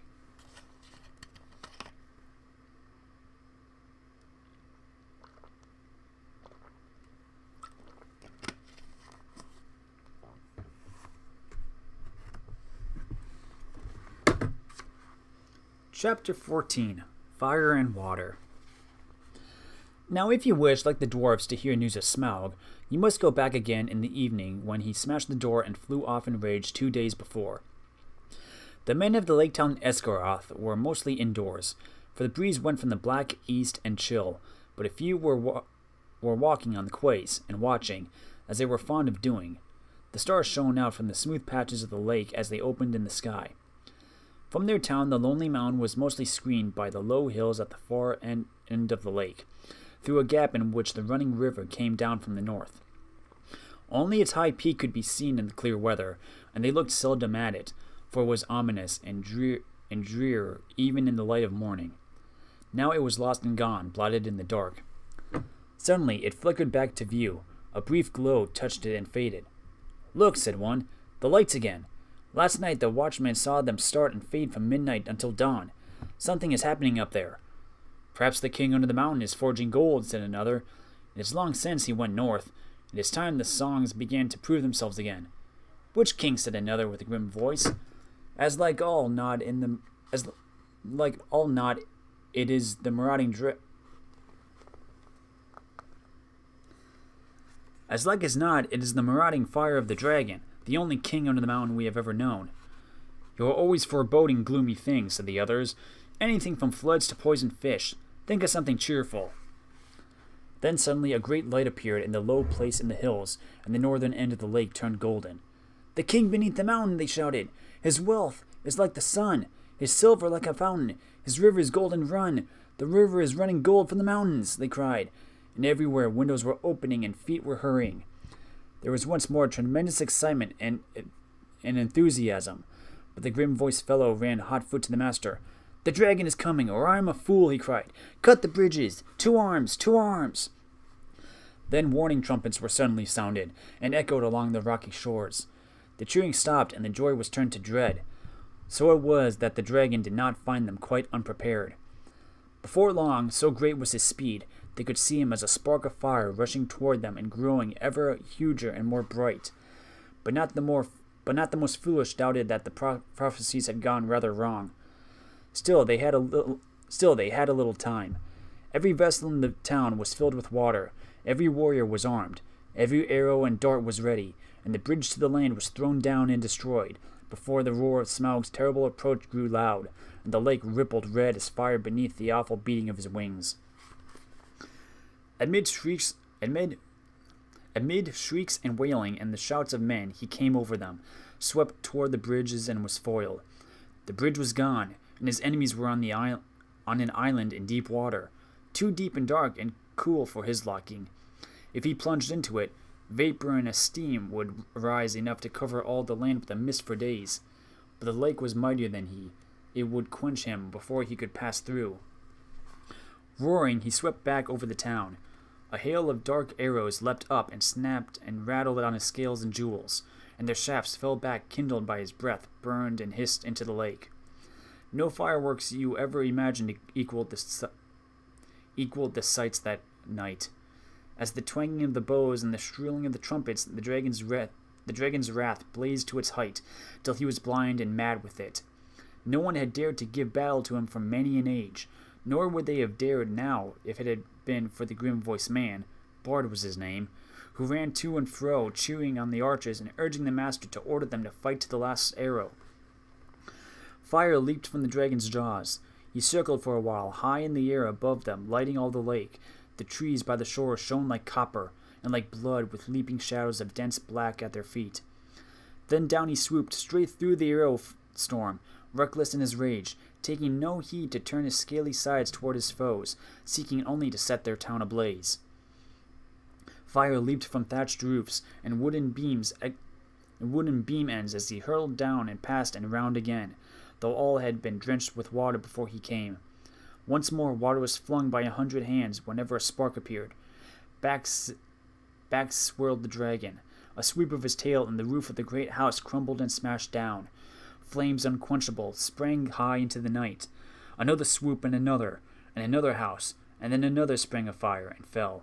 And still no arrow hindered Smaug or hurt him more than a fly from the marshes. Already men were jumping into the water on every side. Women and children were being huddled into laden boats in the market pool. Weapons were flung down. There were mourning and weeping, where but a little time ago the old songs of mirth had been sung about the dwarves. Now men cursed their names. The master himself was turning to his great gilded boat, hoping to row away in the confusion and save himself. Soon all the town would be deserted and burned down to the surface of the lake. That was the dragon's hope. They could all get into boats for all he cared. There he could have fine sport hunting them, or they could stop till they starved. Let them try to get to land, and he would be ready. Soon he would set all the shoreline woods ablaze, and wither every field and pasture. Just now he was enjoying the sport of town baiting them more than he had enjoyed anything for years. But there was still a company of archers that held their ground among the burning houses. Their captain was Bard, grim-voiced and grim-faced, whose friends had accused him of prophesying floods and poisoned fish, though they knew his worth and courage. He was a descendant and long line of Girion, Lord of Dale, whose wife and child had escaped down the running river from the ruins long ago. Now he shot with a great yew-bow, till all his arrows but one were spent. The flames were near him. His companions were leaving him. He bent his bow for the last time. Suddenly, out of the dark, something floated to his shoulder. He started, but it was only an old thrush. Unafraid, it perched by his ear, and it brought him news. Marveling, he found he could understand its language, for he was of the race of Dale. "Wait, wait," it said to him. "The moon is rising. Look for the hollow on the left breast as he flies and turns above you." And while Bard paused in wonder, it told him of tidings up in the mountains, and of all that it had heard. Then Bard drew his bowstring to his ear. The dragon was circling fast, flying low, and as he came, the moon rose above the eastern shore and silvered his great wings. "Arrow," said the bowman, "black arrow, I have saved you to the last. You have never failed me, and always I have recovered you. I had you from my father, and he from of old. If ever you came from the forges of the true king under the mountain, go now and speed well." The dragon swooped once more lower than ever, and as he turned and dived down, his belly glinted white with sparkling fire of gems and the moon, but not in one place. The great bow twanged. The black arrow sped straight from the string, and straight for the hollow by the left breast where the foreleg was flung wide. In it smote and vanished, barb, shaft, and feather, so fierce was its flight. With a shriek that deafened men, felled trees, and split stone, Smaug shot spouting into the air, turned over, and crashed down from on high in ruin. Full on the town he fell. His last throw splintered it to sparks and gleds. The lake roared in. A vast steam leapt up, white in the sudden dark upon the moon. There was a hiss, a crushing whirl, and then silence. And that was the end of Smaug and Esgaroth, but not of Bard. The waxing moon rose higher and higher, and the wind grew loud and cold. It twisted the white fog into bending pillars and hurrying clouds, and drove it off to the west to scatter in tattered shreds over the marshes before Mirkwood. Then the many boats could be seen dotting dark on the surface of the lake, and down the wind came the voices of the people of Esgaroth, lamenting their lost town and goods and ruined houses. But they had really much to be thankful for, had they thought of it, though it could hardly be expected that they should just then. 3/4 of the people of the town had at least escaped alive. Their woods and fields and pastures and cattle, and most of their boats remained undamaged, and the dragon was dead. What that meant they had not yet realized. They gathered in mournful crowds upon the western shores, shivering in the cold wind, and their first complaints and anger were against the master, who had left the town so soon, while some were still willing to defend it. "He may have a good head for business, especially his own business," some muttered, "but he is no good when anything serious happens." And they praised the courage of Bard in his last muddy shot. "If only he had not been killed," they all said, "we would make him a king, Bard the dragon shooter of the line of Girion. Alas that he is lost." And in the very midst of their talk, a tall figure stepped from the shadows. He was drenched with water, his black hair hung wet over his face and shoulders, and a fierce light was in his eyes. "Bard is not lost," he cried. "He died from Esgaroth when the enemy was slain. I am Bard of the line of Girion. I am the slayer of the dragon." "King Bard! King Bard!" they shouted, but the master ground his chattering teeth. "Girion was Lord of Dale, not King of Esgaroth," he said. "In the Lake Town we have always elected masters from among the old and wise, and have not yet endured the rule of mere fighting men. Let King Bard go back to his own kingdom. Dale is now freed by his valor, and nothing hinders his return. And any that wish can go with him, if they prefer the cold stones under the shadow of the mountain and the green shores of the lake. The wise will stay here and hope to rebuild our town, and enjoy again in time its peace and riches." "We will leave King Bard," the people near at hand shouted in reply. "We will have King Bard," they shouted in reply. "We have had enough of the old men and the money counters." And people further off took up the cry, "Up the bowmen, and down with money bags," till the clamor echoed along the shore. "I am the last man to undervalue Bard the bowman," said the master warily, for Bard now stood close beside him. He has tonight earned an eminent place in the roll of the benefactors of our town, and he is worthy of many imperishable songs. But why, O people?" And here the master rose to his feet and spoke very loud and clear. "Why do I get all your blame? For what fault am I to be deposed? Who aroused the dragon from his slumber, I might ask? Who obtained of us rich gifts and ample help, and led us to believe that old songs could come true? Who played on our soft hearts and our pleasant fantasies? What sort of gold have they sent down the river to reward us? Dragon fire and ruin. From whom should we claim the recompense of our damage, and aid for our widows and orphans?" As you see, the master had not got his position for nothing. The result of his words were that, for the moment, the people quite forgot their idea of a new king, and turned their angry thoughts toward Thorin and his company. Wild and bitter words were shouted from many sides, and some of those who had been sung the old songs loudest were now heard as loudly crying that the dwarfs had stirred the dragon up against them deliberately. "Fools," said Bard, "why waste words and wrath on those unhappy creatures? Doubtless they perished first in fire, before Smaug came to us."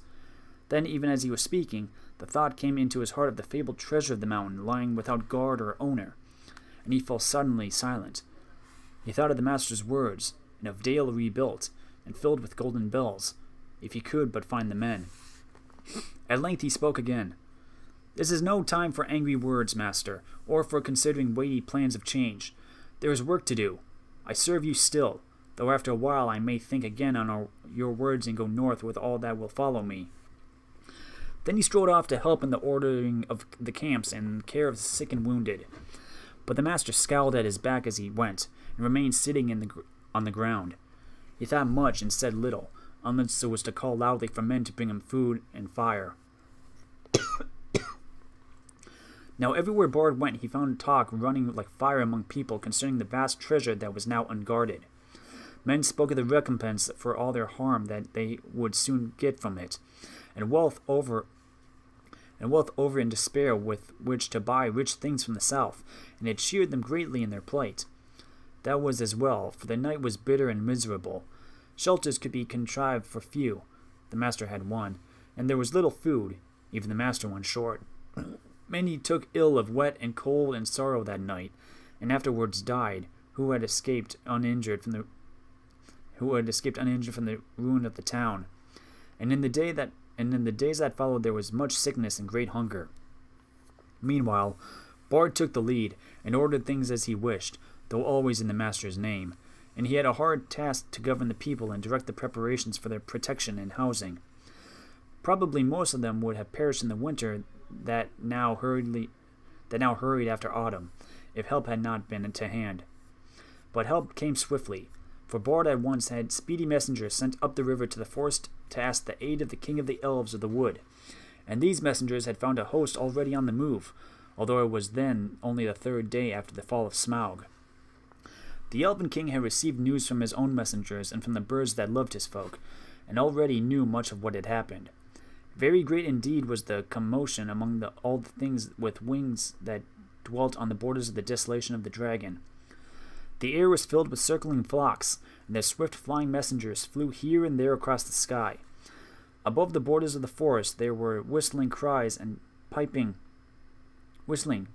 piping. Far over Mirkwood tidings spread. Smaug is dead. Leaves rustled and startled ears were lifted. Even before the Elven King rode forth, the news had passed west right to the pines of the misty mountains. Bjorn had heard in his wooden house. The goblins were at council in their caves. "That will be the last we shall hear of Thorin Oakenshield, I fear," said the king. "He would have done better to have remained my guest. It is an ill wind all the same," he added, "that blows no one any good." For he too had not forgotten the legends of the wealth of Thor. So it was that Bard's messengers found him now marching with many spearmen and bowmen, and crows were gathering thick about him, for they thought that war was awakening again, such as it had not been in this part for a long age. But the king, when he received the prayers of Bard, had pity, for he was the lord of a good and kindly people. So turning his march, which had at first been directed toward the mountain, he hastened now down the river to the long lake. He had not boats or rafts enough for his host, and they were forced to go the slower way by foot, but great store of goods was sent ahead by water. Still elves were light-footed, and though they are not in these days much used the marches and treacherous lands between the forest and the lake, their going was swift. Only 5 days after the death of the dragon, they came upon the shores and looked on the ruins of the town. Their welcome was good, and may be expected, and the men and their master were ready to make any bargain for the future in return for the Elven King's aid. Their plans were soon made. With the women and the children, the old and the unfit, the master remained behind, and with them were some men of craft and many skilled elves, and they busied themselves felling trees and collecting the timber sent down from the forest. Then they set about raising many huts by the shore against the oncoming winter, and also under the master's direction they began the planning of a new town, designed more fair and large even than before, but not in the same place. They removed northward higher up the shore, for ever after they had a dread of the water where the dragon lay. He would never again return to his golden bed, but was stretched cold as stone, twisted upon the floor of the shallows. There for ages his huge bones would be seen in calm weather amid the ruined piles of the old town, but few dared to cross the cursed spot, and none dared to dive into the shivering water or recover the precious stones that fell from his rotting carcass. But all the men of arms who were still able, and most of the Elven King's array, got ready to march north to the mountain. It was thus there in 11 days from the ruin of the town the head of their hosts passed the rock gates at the end of the lake and came into the desolated lands.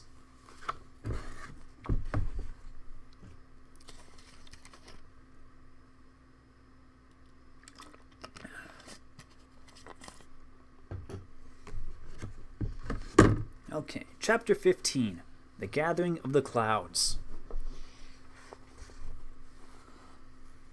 Now we will return to Bilbo and the dwarves. All night one of them had watched, but when morning came they had not heard or seen any sign of danger. But ever more thickly the birds were gathering. Their companies came flying from the south, and the crows that still lived about the mountain were wheeling and crying unceasingly above. "Something strange is happening," said Thorin. "The time is gone for the autumn wanderings, and these are birds that dwell always in the land. There are starlings and flocks of finches, and far off there are many carrion birds as if a battle were afoot." Suddenly Bilbo pointed. There is that old thrush again," he cried. "He seems to have escaped when Smaug smashed the mountainside, but I don't suppose the snails have." Sure enough, the old thrush was there, and as Bilbo pointed, he flew toward them and perched on a stone nearby. Then he fluttered his wings and sang. Then he cocked his head on one side as if to listen, and again he sang, and again he listened. "I believe he is trying to tell us something," said Balin, "but I cannot follow the speech of such birds. It is very quick and difficult. Can you make it out, Baggins?" "Not very well," said Bilbo. As a matter of fact, he could make nothing of it at all, but the old fellow seems very excited. "I only wish he was a raven," said Balin. "I thought you did not like them. You seemed very shy of them when we came this way before." "Those were crows, and nasty, suspicious-looking creatures at all, and rude as well. You must have heard the ugly names they were calling us after us. But the ravens are different. There used to be a great friendship between them and the people of Thor, and they often brought us secret news, and were rewarded with such bright things as they coveted to hide in their dwellings. They live many a year, and their memories are long, and they hand on their wisdom to their children. I knew many among the ravens of the flocks when I was a dwarf lad. This very height was once called Ravenhill, because there was a wise and famous pair, old Kark and his wife, that lived here above the guard chamber. But I don't suppose that any of the ancient breed lingers here still." No sooner had he finished speaking than the old thrush gave a loud call and immediately flew away. "We may not understand him, but that old bird understands us, I am sure," said Balin. "Keep watch now, and see what happens." Before long there was a fluttering of wings, and back came the thrush, and with him came a most decrepit old bird. He was getting blind, he could hardly fly, and the top of his head was bald. He was an aged raven of great size. He alighted stiffly on the ground before them, slowly flapping his wings, and bobbing toward Thorin. "O Thorin, son of Thrain, and Balin, son of Fundin," he croaked. And Bilbo could understand what he said, for he used ordinary language and not bird speech. "I am Roak, son of Kark. Kark is dead, but he was well known to you once. It is 100 years and 53 since I came out of the egg, but I do not forget what my father told me. Now I am the chief of the great ravens of the mountain. We are few, but we remember still the king that was of old. Most of my people are abroad, for there are great tidings in the south. Some are tidings of joy to you, and some of you will not think so good. Behold, the birds are gathering back Behold, the birds are gathering back again to the mountain and to dale from south and east and west, for word has gone out that Smaug is dead. Dead? Dead? Shouted the dwarves. Dead! Then we have been in needless fear, and the treasure is ours. They all sprang up and began to caper about for joy. Yes, dead, said Rourke. The thrush, may his feathers never fall, saw him die, and we may trust his words. He saw him fall in battle with the men of Esgarath, and the third night back from now at the rising of the moon. It was some time before Thorin could bring the dwarves to be silent and listen to the raven's news. At length, when he had told all the tale of the battle, he went on. So much for joy, Thorin Oakenshield. You may go back to your halls in safety. All the treasure is yours, for the moment. But many are gathering hither beside the birds. The news of the death of the Guardian has already gone far and wide, and the legend of the wealth of Thor has not lost in the telling during many years. Many are eager for a share of the spoil. Already a host of the elves is on the way, and carrion birds are with them, hoping for battle and slaughter. By the lake men murmur that their sorrows are due to the dwarves, for they are homeless and many have died, and Smaug has destroyed their town. They too think to find amends from your treasure, whether you are alive or dead. Your own wisdom must decide your course, but 13 is still remnants of the great folk of Durin that once dwelt here, and now are scattered far. If you will listen to my counsel, you will not trust the master of the lake men, but rather him that shot the dragon with his bow. Bard is he, of the race of Dale, of the line of Girion. He is a grim man, but true. We will see peace once more among dwarves and men and elves after the long desolation, but it may cost you dear in gold. I have spoken. Then Thorin burst forth in anger. Our thanks, Rourke, Kark's son. You and your people shall not be forgotten, but none of our gold shall thieves take or the violence carry off while we are away. If you would earn our thanks still more, bring us news of any that draw near.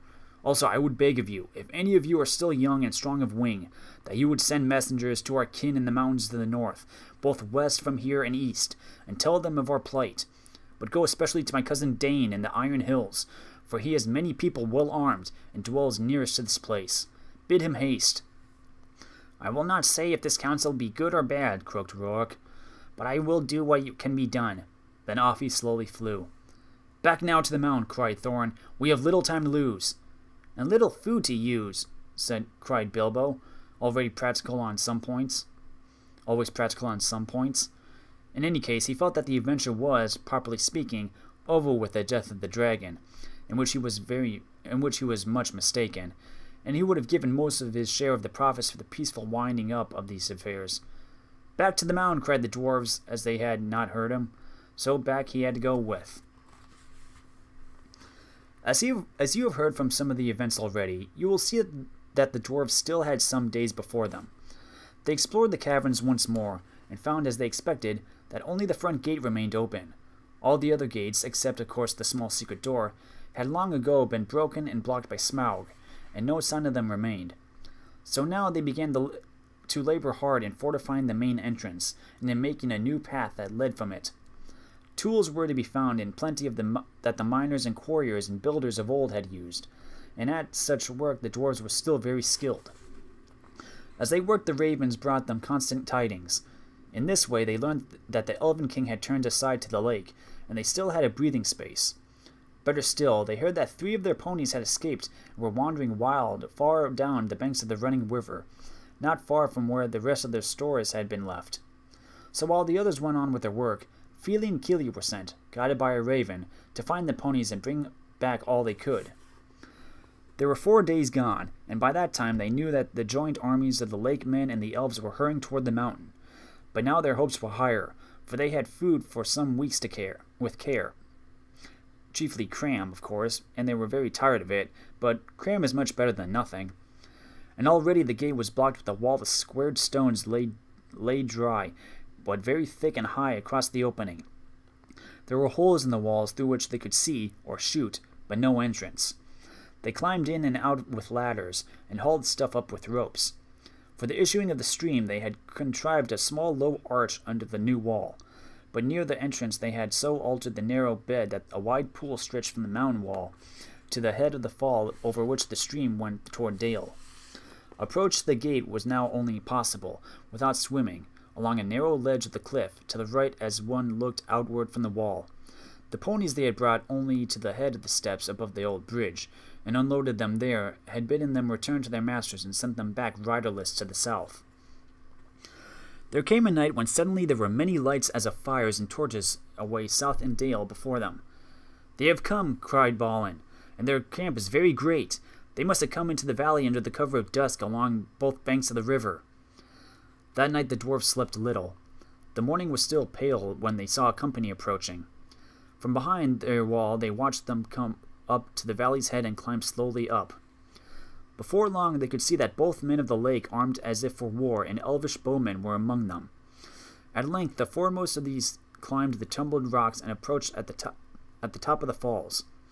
And very great was their surprise to see the pool before them and the gate blocked with a wall of new-hewn stone. As they stood pointing and speaking to one another, Thorin hailed them. "Who are you," he called in a very loud voice, "that come as if in war to the gates of Thorin, son of Thrain, king under the mountain, and what do you desire?" But they answered nothing.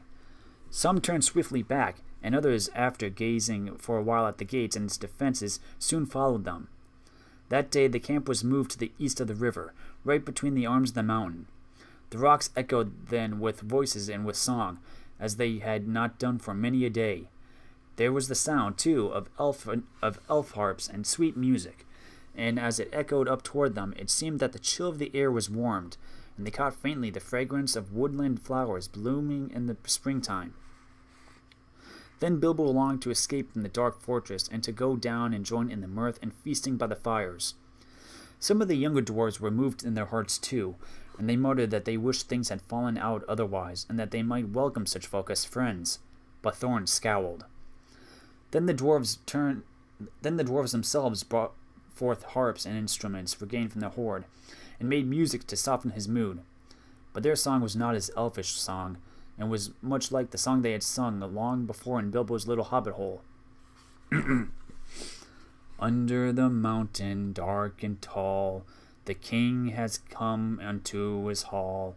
His foe is dead, the worm of dread, then ever so his foes shall fall. The sword is sharp, the spear is long, the arrow swift, the gate is strong. The heart is bold that looks on gold, the dwarves no more shall suffer wrong. The dwarves of yore made mighty spells, while hammers fell like ringing bells, in places deep when dark things sleep, in hollowed halls beneath the fells.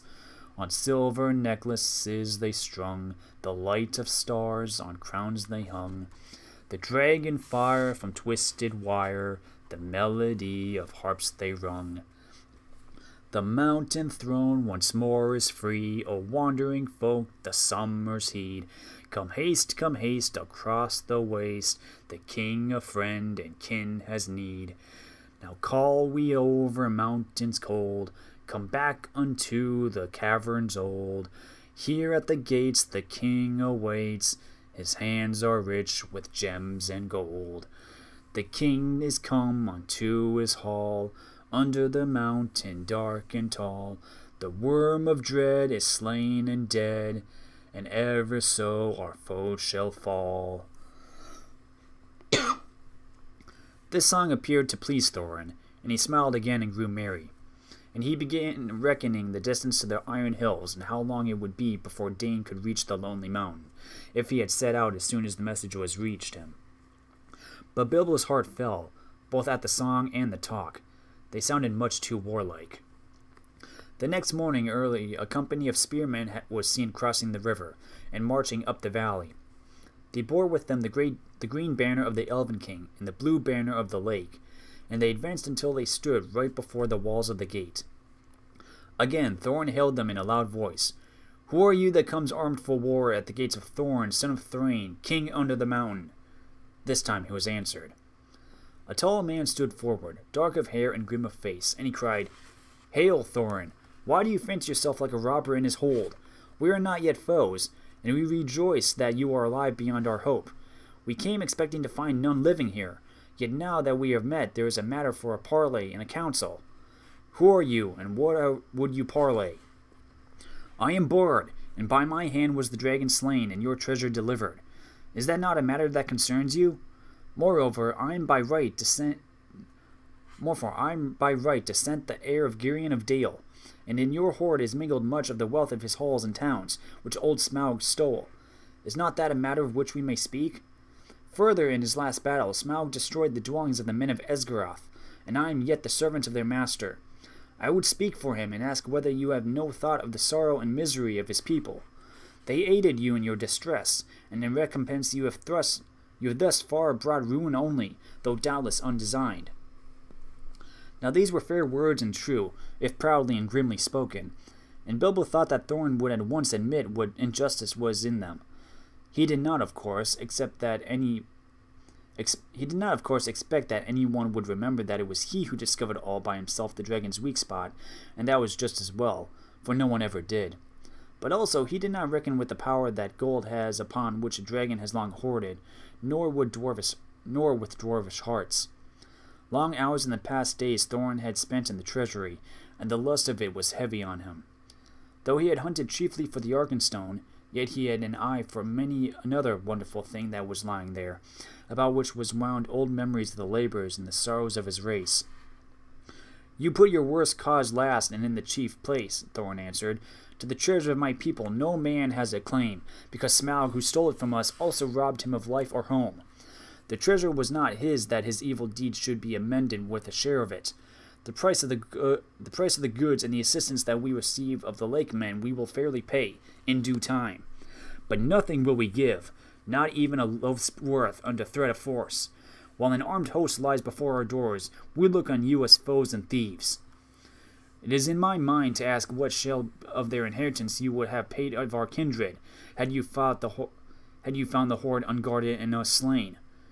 "A just question," replied Bard, "but you are not dead, and we are not robbers. Moreover, the wealthy may have pity beyond right of the needy that befriended them when they were in want, and still my other claims remain unanswered. I will not parley, as I have said, with armed men at my gate, not at all with the people of the Elven King, whom I remember with small kindness. In this debate they have no place. Begone now ere our arrows fly, and if you would speak with me again, first dismiss the elvish host at the woods where it belongs, and then return, laying down your arms before you approach the threshold. The Elven King is my friend, and he has succored the people of the lake in their need, though they have no claim but friendship on him," answered Bard. "We will give you time to repent your words. Gather your wisdom ere we return." Then he departed and went back to the camp. Ere many hours were past, the banner-bearers returned, and trumpeters stood forth and blew a blast. "In the name of Esgaroth and the forest," one cried, "we speak unto Thorin Thrain's son Oakenshield, calling himself the king under the mountain, and we bid him consider well the claims that have been urged, or be declared our foe. At the least he shall deliver 1/12 portion of the treasure unto Bard, as the dragon slayer, and as the heir of Girion. From that portion Bard will himself contribute to the aid of Esgaroth. But if Thorin would have the friendship and honor of the lands about, as his sires had of old, then he will give also somewhat of his own for the comfort of the men of the lake." Then Thorin seized a bow of horn and shot an arrow at the speaker. It smote into his shield and stuck there quivering. "Since such is your answer," he called in return, "I declare the mountain besieged. You shall not depart from it, until you call on your side for a truce and a parley. We will bear no weapons against you, but we leave you to your gold. You may eat that if you will." With that the messengers departed swiftly, and the dwarves were left to consider their case. So grim had Thorin become that even if they had wished, the others would not have dared to find fault with him. But indeed most of them seemed to share his mind, except perhaps old Fat Bomber and Feely and Keely. Bilbo, of course, disapproved of the whole turn of affairs. He had by now had more than enough of the mountain, and being besieged inside it was not at all to his taste. "The whole place still stinks of dragon," he grumbled to himself, "and it makes me sick. And cram is beginning simply to stick to my throat."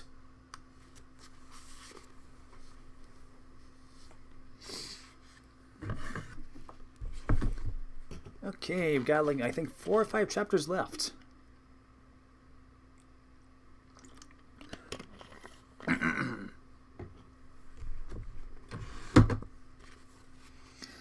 Chapter 16.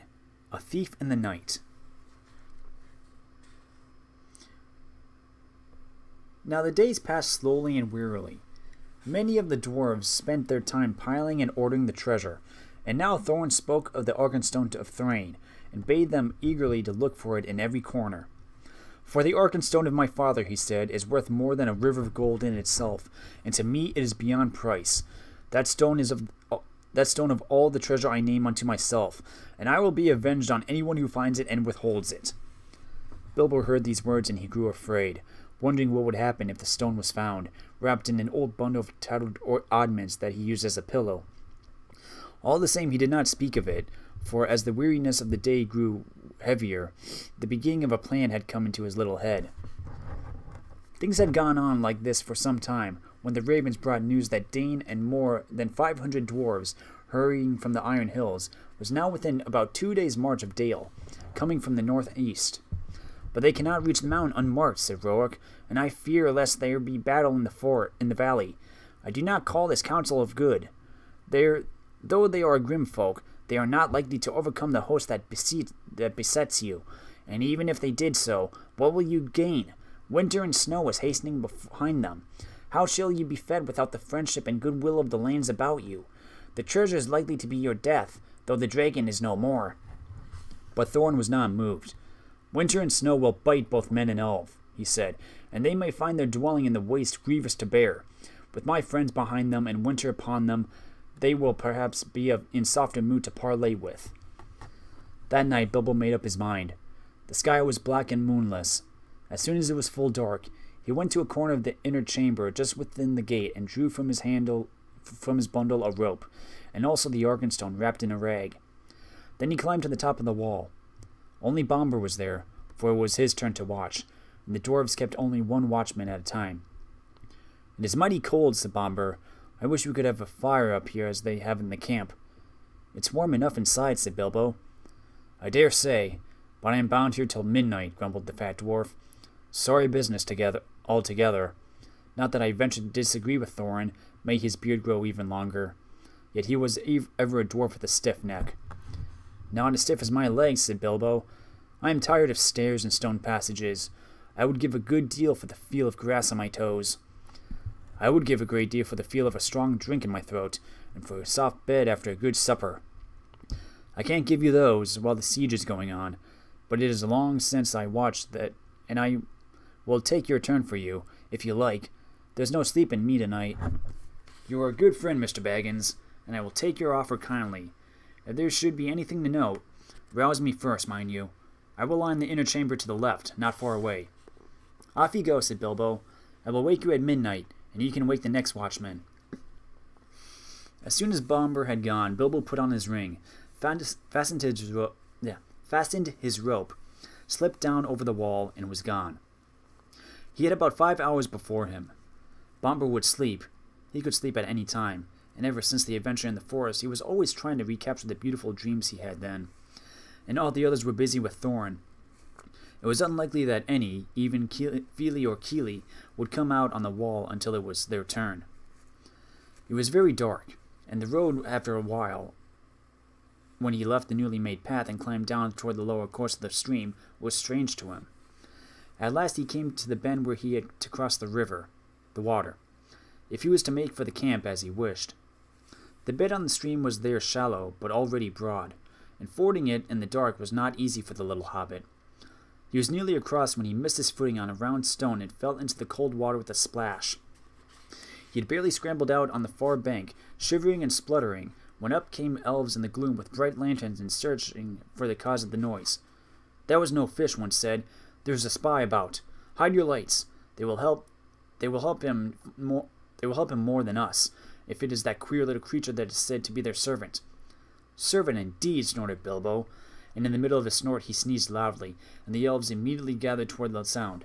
"Let's have a light," he said. "I am here if you want me." And he slipped off his ring and popped from behind a rock. They seized him quickly, in spite of their surprise.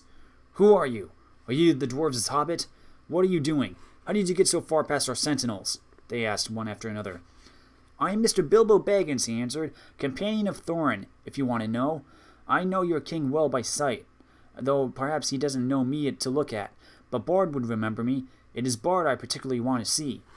Indeed, said they, and what may be your business? Whatever it is, it's my own, my good elves.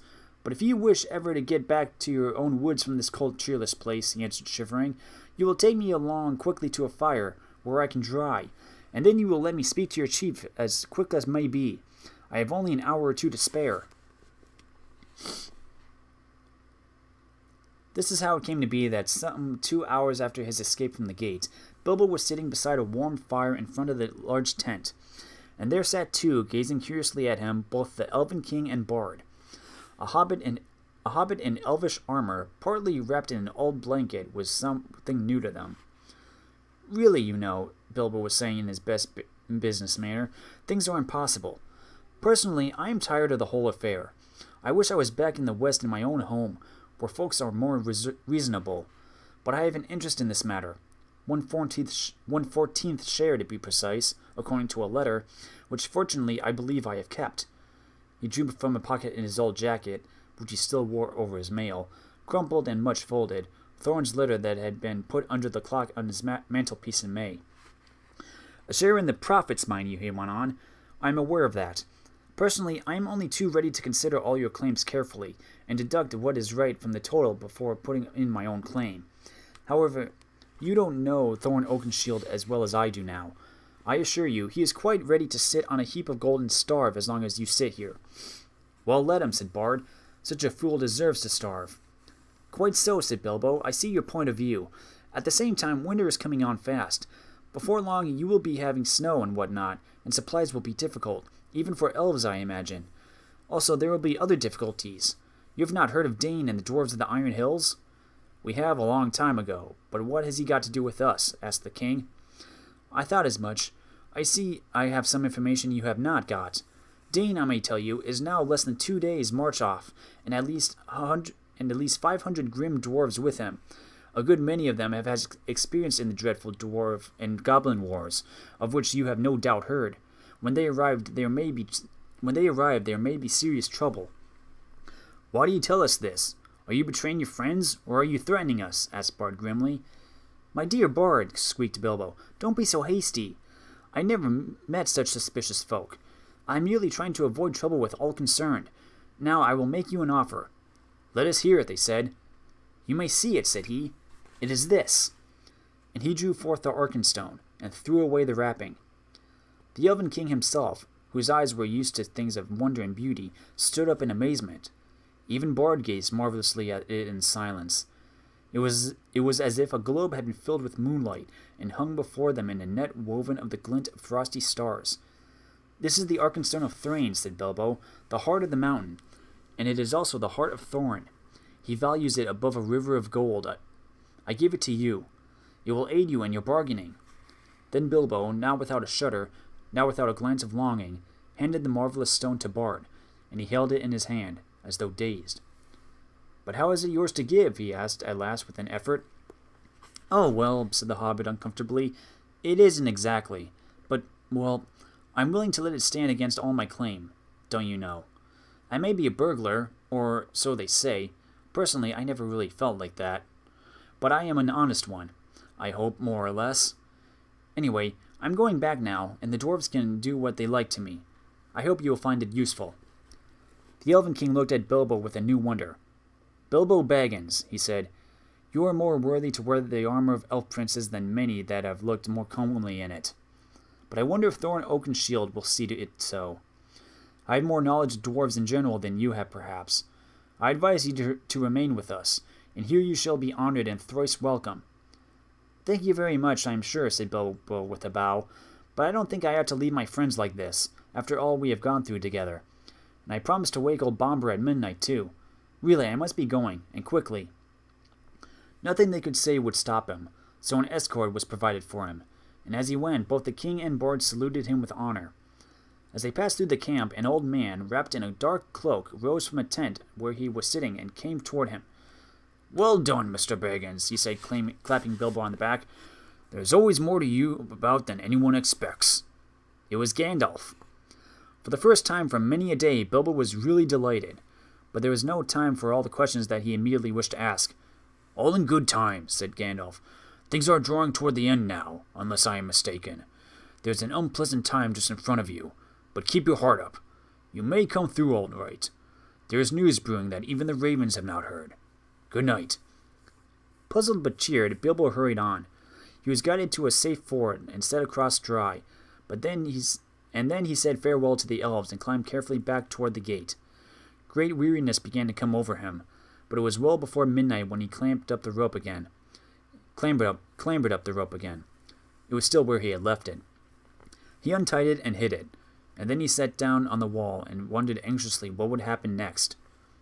At midnight he woke up Bombur, and then in turn rolled himself up in his corner, without listening to the old dwarf's thanks, which he felt he had hardly earned. He was soon fast asleep, forgetting all his worries till the morning. As a matter of fact, he was dreaming of eggs and bacon. Chapter 17. The Clouds Burst. Next day the trumpets rang early in the camp. Soon a single runner was seen hurrying across the narrow path. At a distance he stood and hailed them, asking whether Thorin would now listen to another embassy, since new tidings had come to hand and matters were changed. That will be Danes, said Thorin when he heard. They will have gone wind of his coming. I thought that would alter their mood. Bid them come few in number and weaponless, and I will hear, he called to the messenger. About midday the banners of the forest and the lake were seen to be borne forth again. A company of 20 was approaching. At the beginning of the narrow way they laid aside sword and spear, and came on toward the gate. Wondering, the dwarves saw that among them were both Bard and the Elven King, before whom an old man wrapped in a cloak and hood bore a strong casket of iron-bound wood. Hail, Thorin, said Bard. Are you still of the same mind? My mind has not changed with the rising and setting of a few suns, answered Thorin. Did you come to ask me idle questions? Still the elf host has not departed as I bade. Till then, you come in vain to bargain with me. Is there nothing for which you would yield any of your gold? Nothing that you or your friends have to offer. What of the Arkenstone of Thrain? Said he, and at the same moment the old man opened the casket and held aloft the jewel. The light leapt from his hand, bright and white in the morning. Then Thorin was stricken dumb with amazement and confusion. No one spoke for a long while. Thorin at length broke the silence, and his voice was thick with wrath. That stone was my father's, and is mine, he said. Why should I purchase my own? But wonder overcame him, and he added, But how came you by the heirloom of my house? If there is need to answer such a question of thieves? We are not thieves, Bard answered. Your own you will give back in return for our own. How came you by it? Shouted Thorin in gathering rage.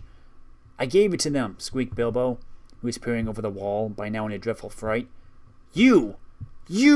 Cried Thorin, turning upon him and grasping him with both hands. You miserable hobbit! You undersized burglar! He shouted at a loss for words, and he shook poor Bilbo like a rabbit. By the beard of Durin, I wish I had Gandalf here. Curse him for his choice of you. May his beard wither. As with you, I will throw you to the rocks, he cried, and lifted Bilbo in his arms. Stay! Your wish is granted, said a voice. The old man with the casket threw aside his cloak and hood. Here is Gandalf, and none too soon, it seems. If you don't like my burglar, please don't damage him. Put him down, and listen first to what he has to say. You all seem in league, said Thorin, dropping Bilbo on the top of the wall.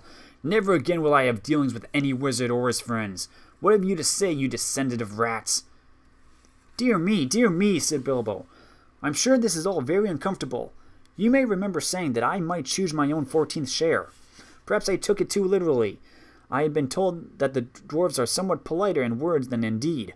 The time was, all the same, when you'd seem to think that I had been of some service. Descendant of rats, indeed. Is this all the service of you and your family that I was promised, Thorin?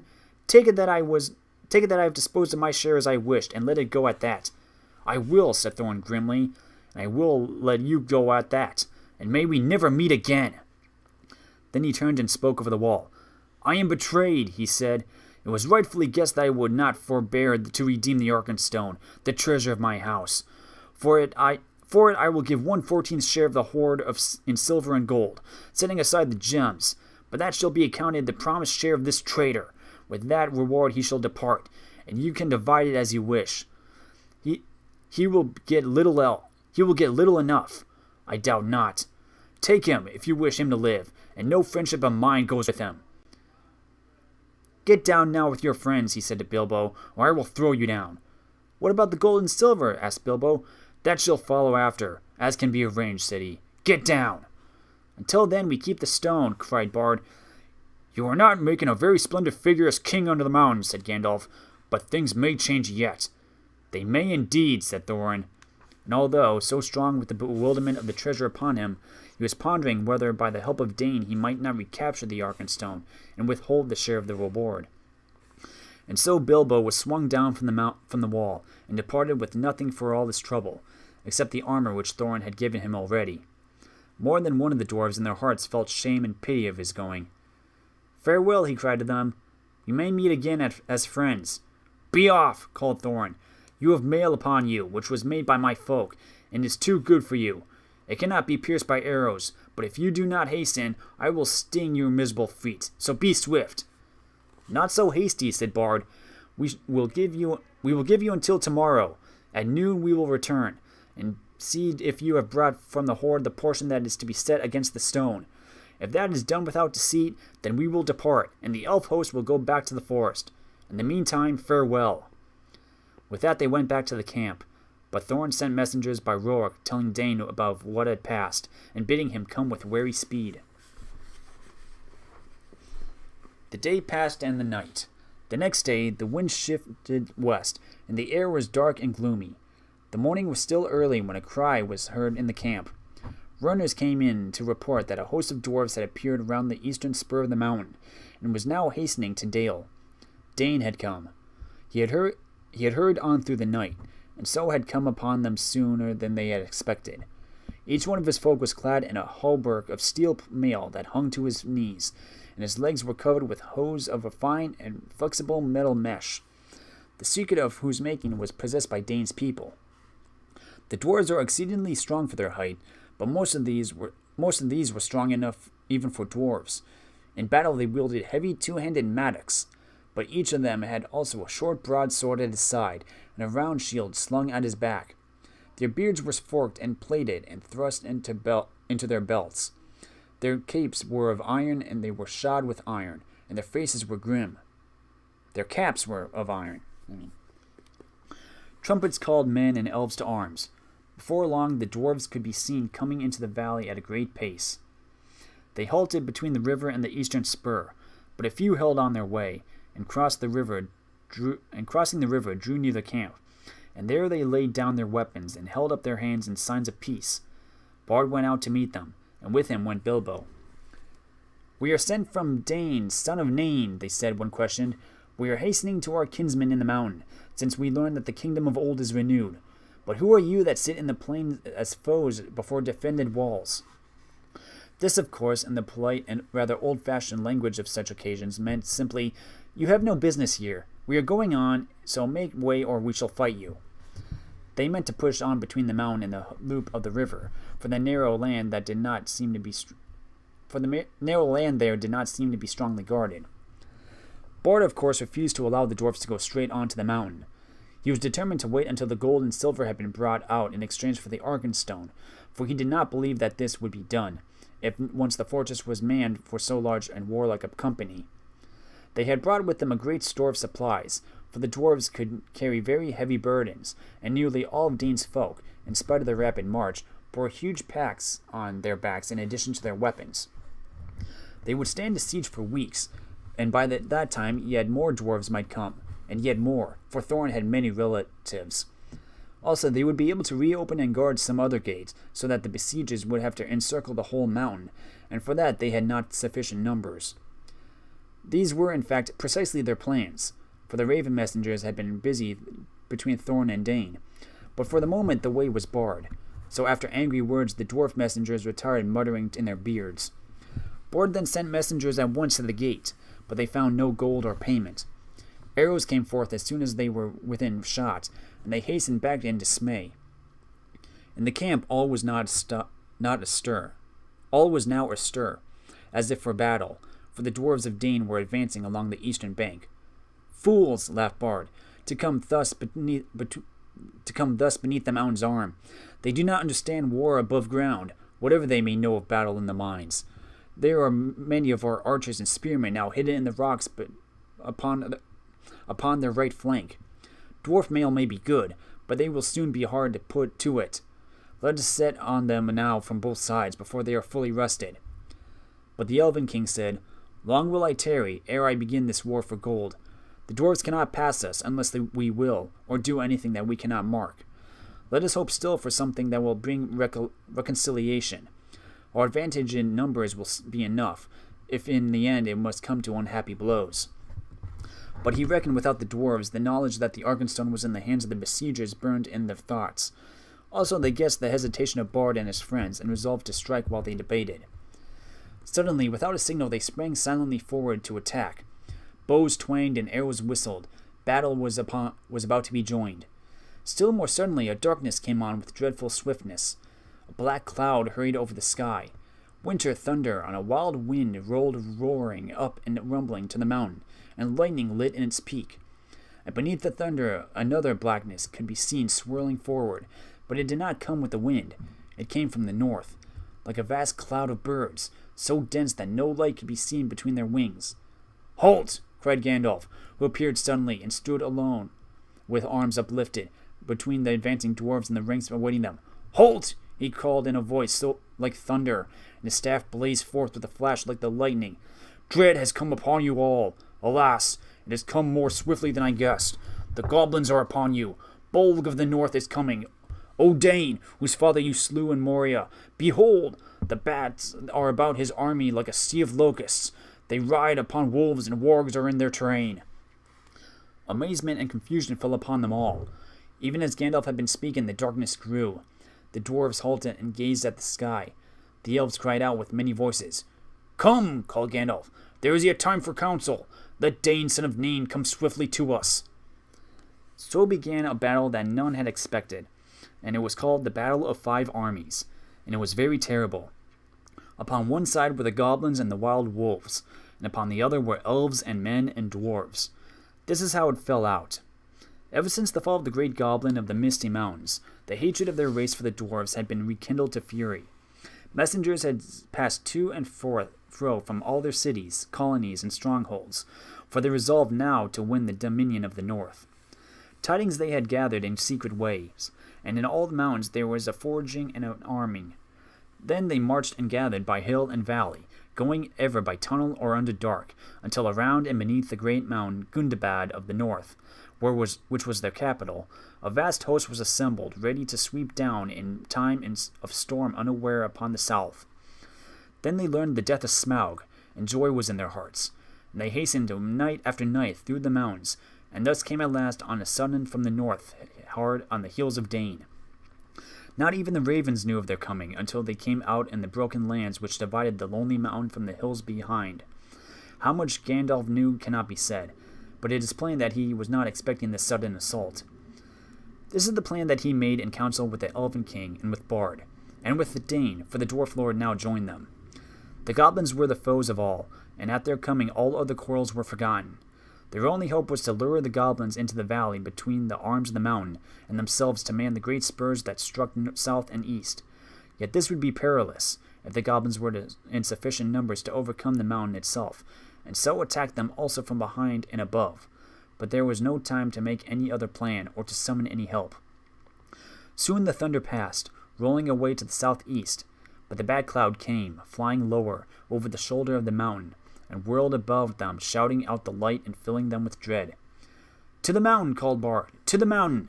Let us take our places while there is yet time." On the southern spur and its lower slopes, and in the rocks at its feet, the elves were set. On the eastern spur were men and dwarves, but Bard and some of the nimblest men and elves climbed to the height of the eastern shoulder to gain a view of the north. Soon they could see the lands before the mountain's feet, black with a hurrying multitude. Ere long the vanguard swirled and round the spur's end and came rushing into Dale. These were the swiftest wolf riders, and already their cries and howls rent the air afar. A few brave men were strung before them to make a feint of resistance, and many there fell before the rest drew back and fled to either side. As Gandalf had hoped, the goblin army had gathered behind the resisted vanguard, and poured now in rage into the valley, driving wildly up between the arms of the mountain, seeking for the foe. Their banners were countless, black and red, and they came on like a tide in fury and disorder. It was a terrible battle, the most dreadful of all Bilbo's experiences, and the one which at the time he hated most, which is to say was the one he was most proud of and most fond of recalling long afterwards, although he was quite unimportant in it. Actually, I may say he put on his ring early in the business and vanished from sight, if not from all danger. A magic ring of that sort is not a complete protection in a goblin charge, nor does it stop flying arrows and wild spears, but it does help in getting out of the way, and it prevents your head from being specially chosen for a sweeping stroke by a goblin swordsman. The elves were the first to charge. Their hatred for the goblins is cold and bitter. Their spears and swords shone in the gloom with a gleam of chilled flame. So deadly was the wrath of the hands that held them. As soon as the host of their enemies was dense in the valley, they sent against it a shower of arrows, and each flickered as it fled as if with stinging fire. Behind the arrows 1,000 of their spearmen leapt down and charged. The yells were deafening. The rocks were stained black with goblin blood. Just as the goblins were recovering from the onslaught and the elf charge was halted, there rose from across the valley a deep-throated roar, with cries of "Moria!" and "Dane! Dane!" The dwarves of the Iron Hills plunged in, wielding their mattocks upon the other side, and beside them came the men of the lake with long swords. Panic came upon the goblins, and even as they turned to meet this new attack, the elves charged again with renewed numbers. Already many of the goblins were flying back down the river to escape from the trap, and many of their own wolves were turning upon them and rending the dead and the wounded. Victory seemed at hand when a cry rang out on the heights above. Goblins had scaled the mountain from the other side, and already many were on the slopes above the gate, and others were streaming down recklessly, heedless of those that fell, screaming from cliff and precipice, to attack the spurs from above. Each of these could be reached by paths that ran down from the main mass of the mountain in the center, and the defenders had too few to bar the way for long. Victory now vanished from hope. They had only stemmed the first onslaught of the black tide. Day drew on. The goblins gathered again in the valley. Then a host of wargs came ravening, and with them came the bodyguard of Bolg, goblins of huge size with scimitars of steel. Soon actual darkness was coming into a stormy sky, while still the great bats swirled above the heads and ears of the elves and men, or fastened vampire-like on the stricken. Now Bard was fighting to defend the eastern spur, and yet giving slowly back, and the elf lords were at bay about their king upon the southern arm, near to the watchpost of Ravenhill. Suddenly there was a great shout, and from the gate came a trumpet call. They had forgotten Thorin. Part of the wall, moved by levers, fell outward with a crash into the pool. Out leapt the king under the mountain, and his companions followed him. Hood and cloak were gone. They were in shining armor, and red light leapt from their eyes. In the gloom the great dwarf gleamed like gold in a dying fire. Rocks were hurled down from on high by the goblins above, but they held on, leapt down to the fall's foot, and rushed forward to battle. Wolf and rider fell or fled before them.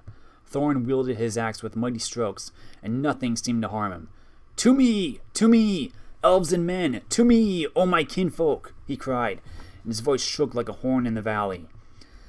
Down, heedless of orders, rushed all the dwarves of Dane to his help. Down too came many of the lakemen, for Bard could not restrain them, and out upon the other side came many of the spearmen of the elves. Once again the goblins were stricken in the valley, and they were piled in heaps till dale was dark and hideous with their corpses. The wargs were scattered, and Thorin drove right against the bodyguard of Bolg, but he could not pierce their ranks. Already behind him among the goblin dead lay many men and many dwarves, and many a fair elf that should have lived yet long ages merrily in the wood. And as the valley widened, his onset grew even slower. His numbers were too few. His flanks were unguarded. Soon the attackers were attacked, and they were forced into a great ring, facing every way, hemmed all about with goblins and wolves returning to the assault. The bodyguard of Bold came howling against them, and drove in upon their ranks like waves upon cliffs of sand. Their friends could not help them, for the assault from the mountain was renewed with redoubled force, and upon either side men and elves were being slowly beaten down. On all this Bilbo looked with misery. He had taken his stand on Ravenhill among the elves, partly because there were more chance of escape from that point, and partly, with the more Tookish part of his mind, because if he was going to be in a last desperate stand, he preferred on the whole to defend the Elven King. Gandalf, too, I may say, was there, sitting on the ground as if in deep thought, preparing, I suppose, some last blast of magic before the end. That did not seem far off. It will not be long now, thought Bilbo, before the goblins win the gate, and we are all slaughtered or driven down and captured. Really, it is enough to make one weep after all one has gone through. I would rather old Smaug had been left with all the wretched treasure than that these vile creatures should get it, and poor old Bombur and Balin and Fili and Kili and all the rest come to a bad end. And Bard too, and the Lake Men and the merry elves. Misery me. I have heard songs of many battles, and I have always understood that defeat may be glorious. It seems very uncomfortable, not to say distressing. I wish I was well out of it. The clouds were torn by the wind, and a red sunset slashed the west. Seeing the sudden gleam in the gloom, Bilbo looked round. He gave a great cry. He had seen a sight that made his heart leap, dark shapes small yet majestic against the distant glow. "The eagles! The eagles!" he shouted. "The eagles are coming!" Bilbo's eyes were seldom wrong. The eagles were coming down the wind, line after line, and such a host as much had gathered from all the eyries of the north. "The eagles! The eagles!" Bilbo cried, dancing and waving his arms. If the elves could not see him, they could hear him. Soon they too took up the cry, and it echoed across the valley. Many wondering eyes looked up, though as yet nothing could be seen except for the southern shoulders of the mountain. "The eagles!" cried Bilbo once more. But at that moment a stone hurled from above smote heavily on his helm, and he fell with a crash and knew no more. Chapter 18. The Return Journey. When Bilbo came to himself, he was literally by himself. He was lying on the flat stones of Ravenhill, and no one was near. A cloudless day, but cold, was broad above him. He was shaking, and as chilled as stone, but his head burned with fire. "Now I wonder what has happened," he said to himself. "At any rate, I am not yet one of the fallen heroes, but I suppose there is still time enough for that." He sat up painfully. Looking into the valley, he could see no living goblins. After a while, as his head cleared a little, he thought he could see elves moving in the rocks below. He rubbed his eyes.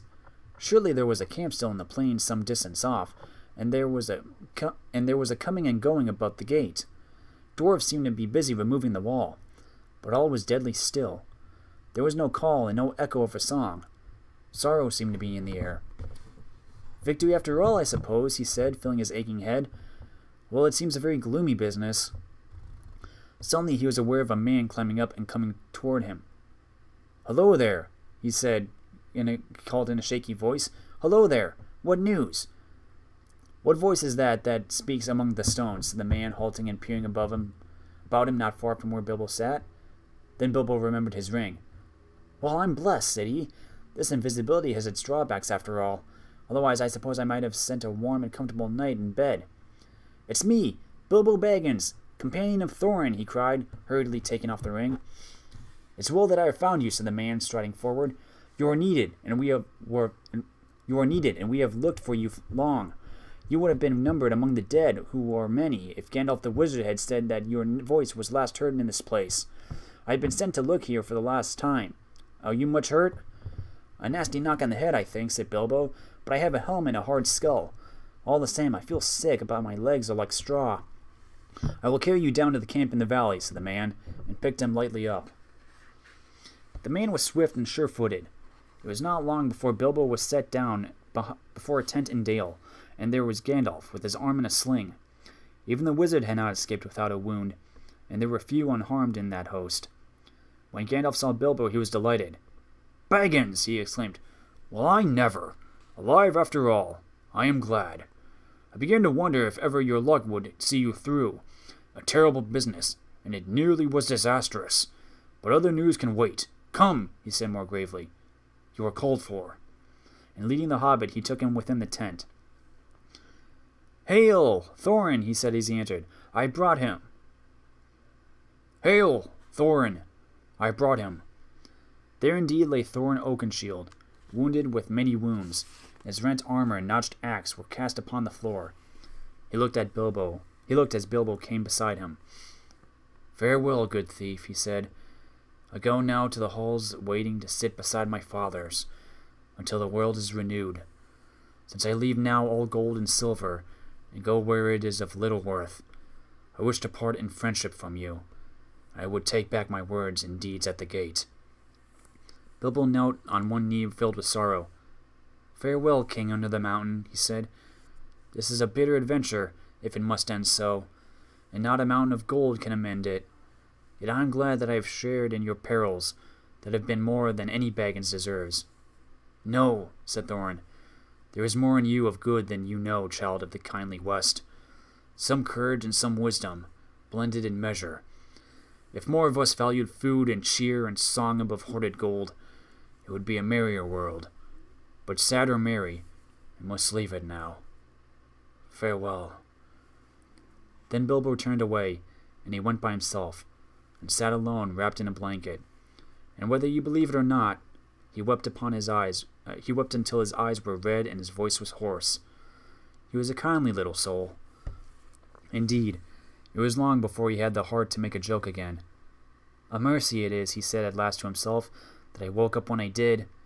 I wish Thorin was living, but I'm glad that we parted in kindness. You are a fool, Bilbo Baggins, and you made a great mess of that business with the stone. And there was a battle, in spite of all your efforts to buy peace and quiet. But I suppose you can hardly be blamed for that. All that had happened after he was stunned, Bilbo learned later, but it gave him more sorrow than joy, and he was now weary of his adventure.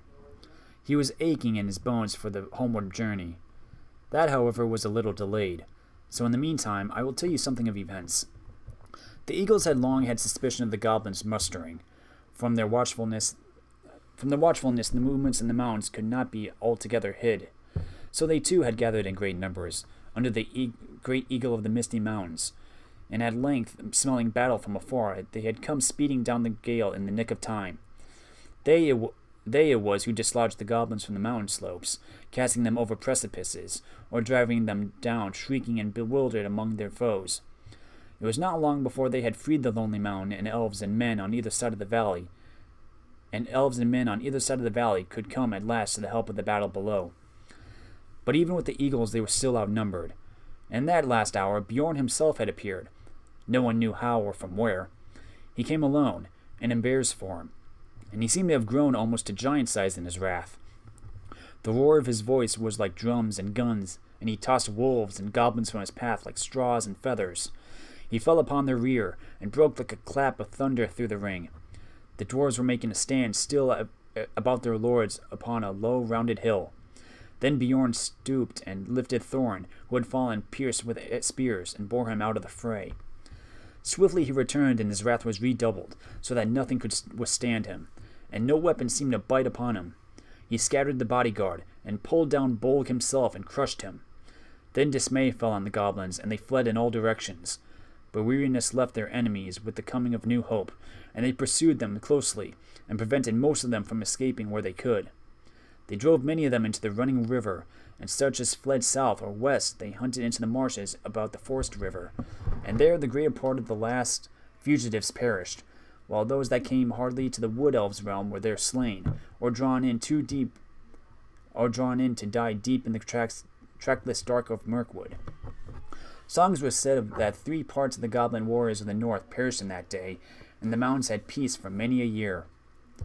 Victory had been assured before the fall of night, but the pursuit was still on foot when Bilbo returned to the camp, and not many were in the valley save the most grievously wounded. "Where are the eagles?" he asked Gandalf that evening, as he lay wrapped in many warm blankets. "Some are in the hut," said the wizard, "but most have gone back to their eyries. They would not stay here, and departed with the first light of the morning. Dane has crowned them the chiefs with gold, and sworn friendship with them forever. I'm sorry, I should have liked to see them again, said Bilbo sleepily. Perhaps I shall see them on the way home.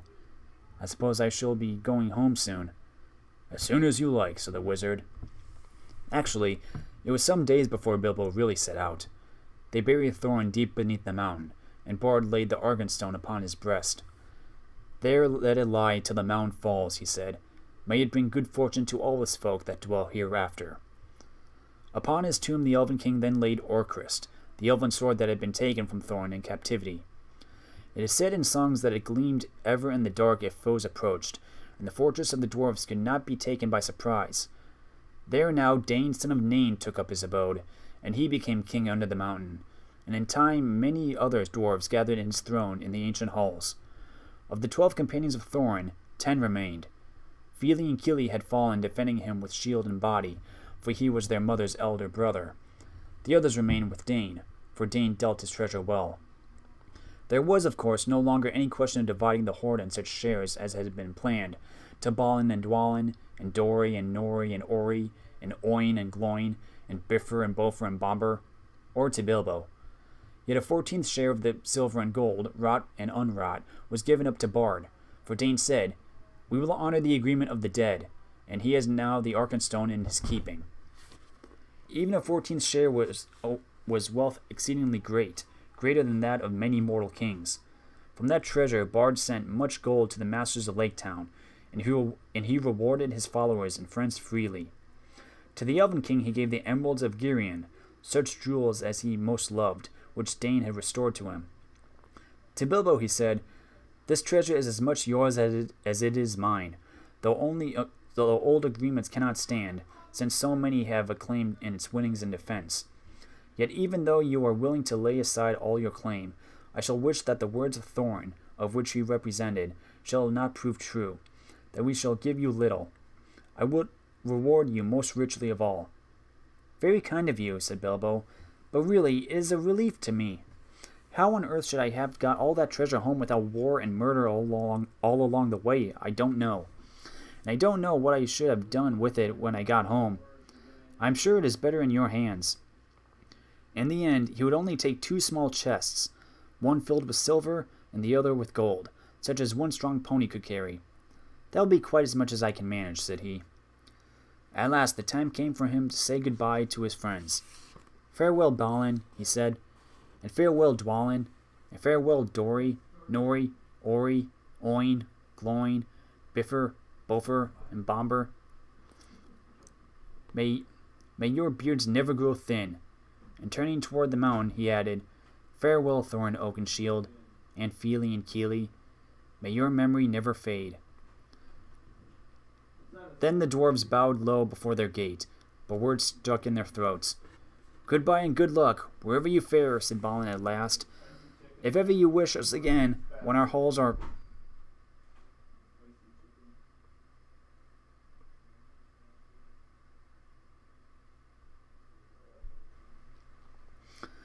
If ever you visit us again, when our halls are made fair once more, then the feast shall indeed be splendid.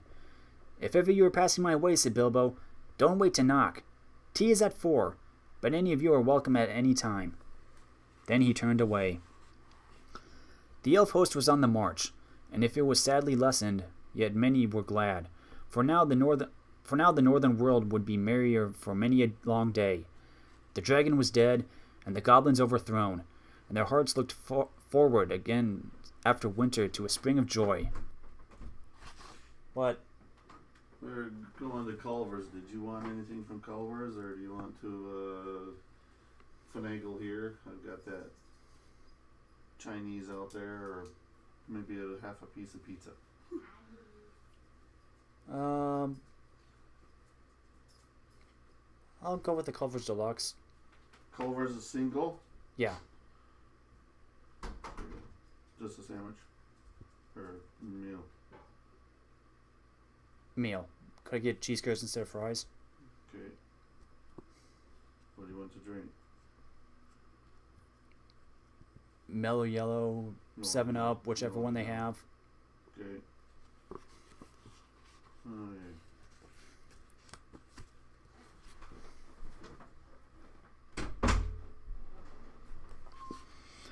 Sorry about that.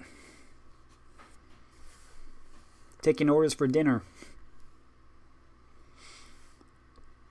Gandalf and Bilbo rode behind the Elven King, and beside them strode Bjorn, once again in man shape, and he laughed and sang in a loud voice upon the road.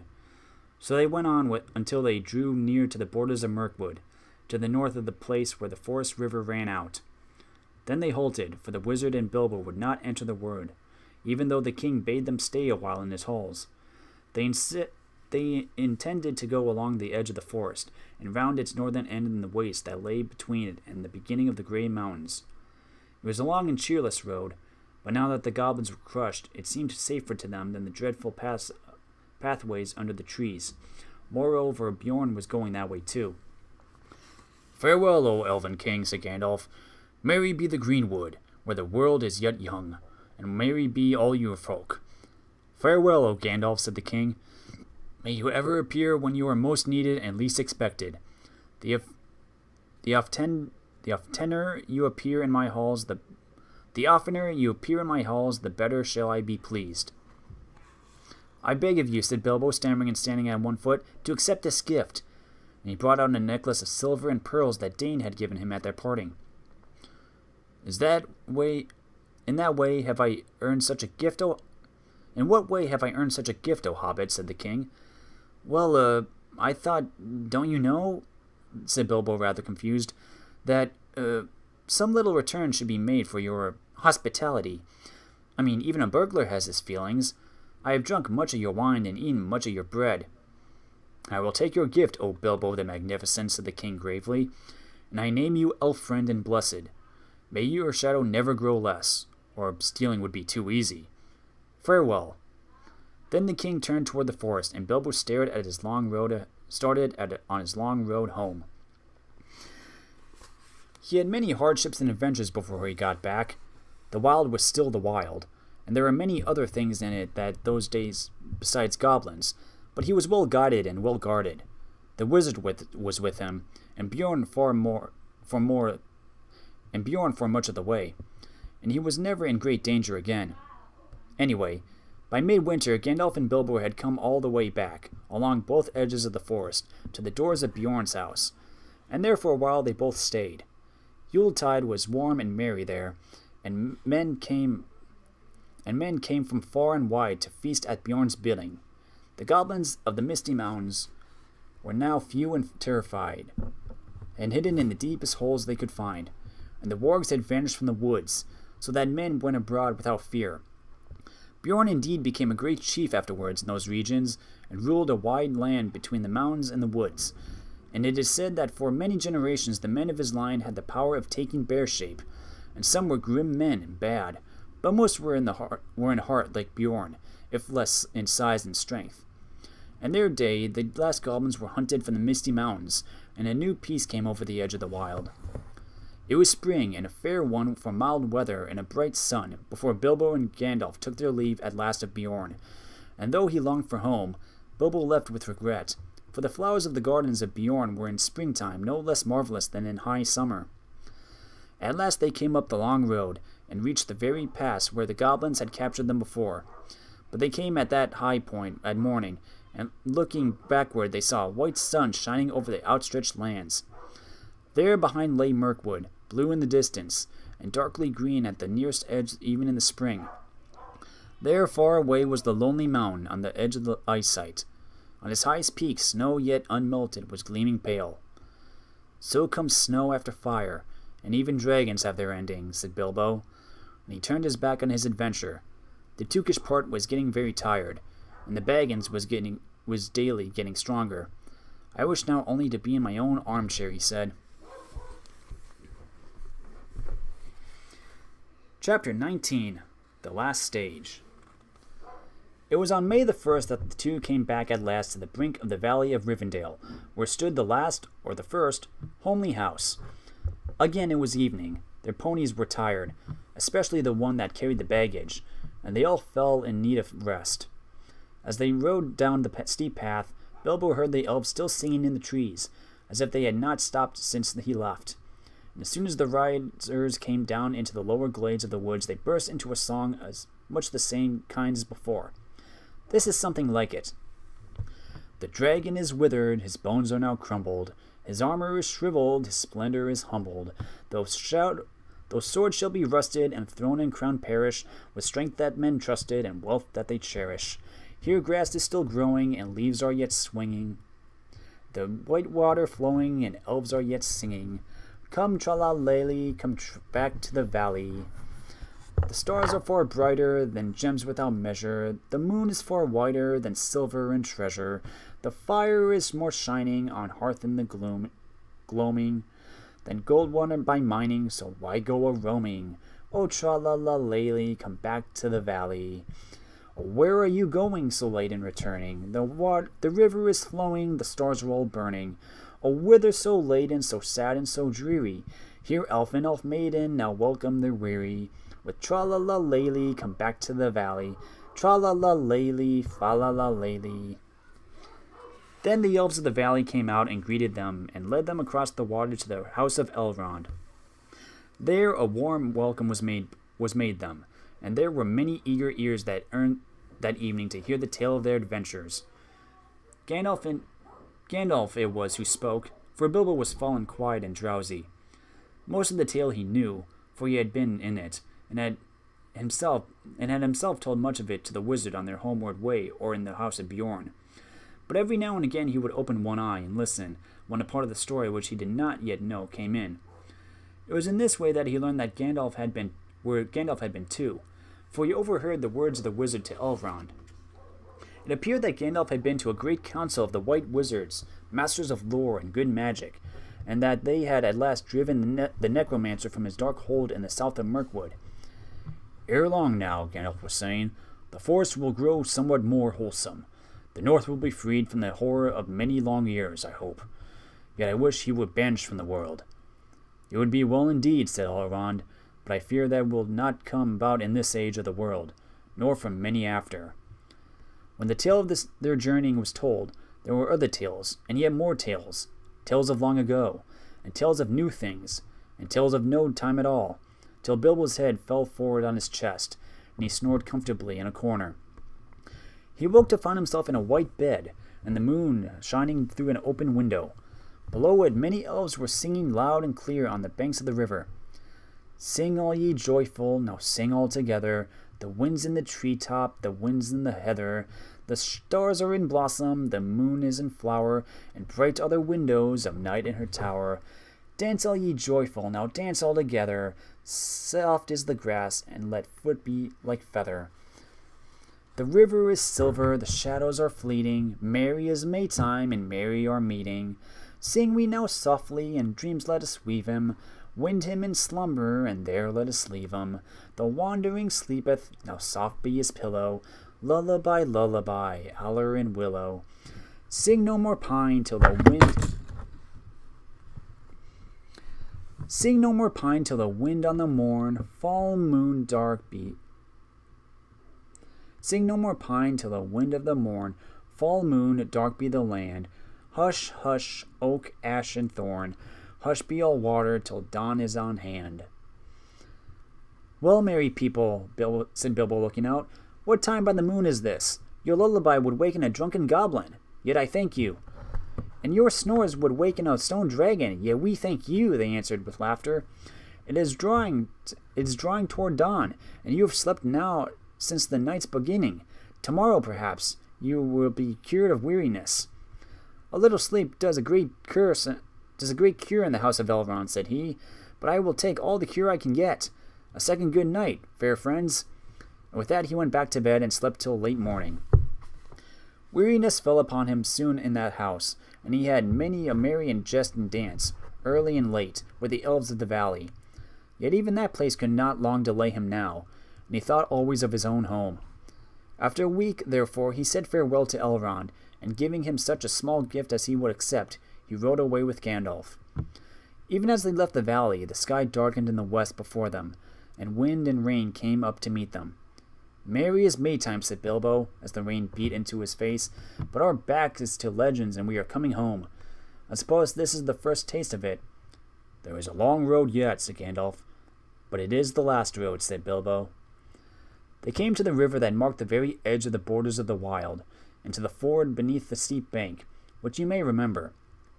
The water was swollen both with the melting of the snows at the approach of summer and with the day-long rain, but they crossed with some difficulty and pressed forward as evening fell on the last stage of their journey. This was much as it has been before, except that the company was smaller and more silent. Also, this time there were no trolls. At each point of the road, Bilbo recalled the happening in the words of a year ago. It seemed to him more like 10, so that, of course, he quickly noted the place where the pony had fallen in the river, and they had turned aside from their nasty adventure with Tom and Bill and Bert. Not far from the road they found the gold of the trolls, which they had buried, still hidden and untouched. "I have enough to last me my time," said Bilbo, when they had dug it up. "You had better take it, Gandalf. I dare say you could find a use for it." "Indeed I can," said the wizard, "but share and share alike. You may find you have more needs than you expect." So they put the gold in bags and slung them on the ponies, who were not at all pleased about it. After that their going was slower, for most of the time they walked. But the land was green, and there was much grass through which the Hobbit strolled along contently. He mopped his face with a red silk handkerchief. No, not a single one of his own had survived. He had borrowed this one from Elrond, for now June had brought summer, and the weather was bright and hot again.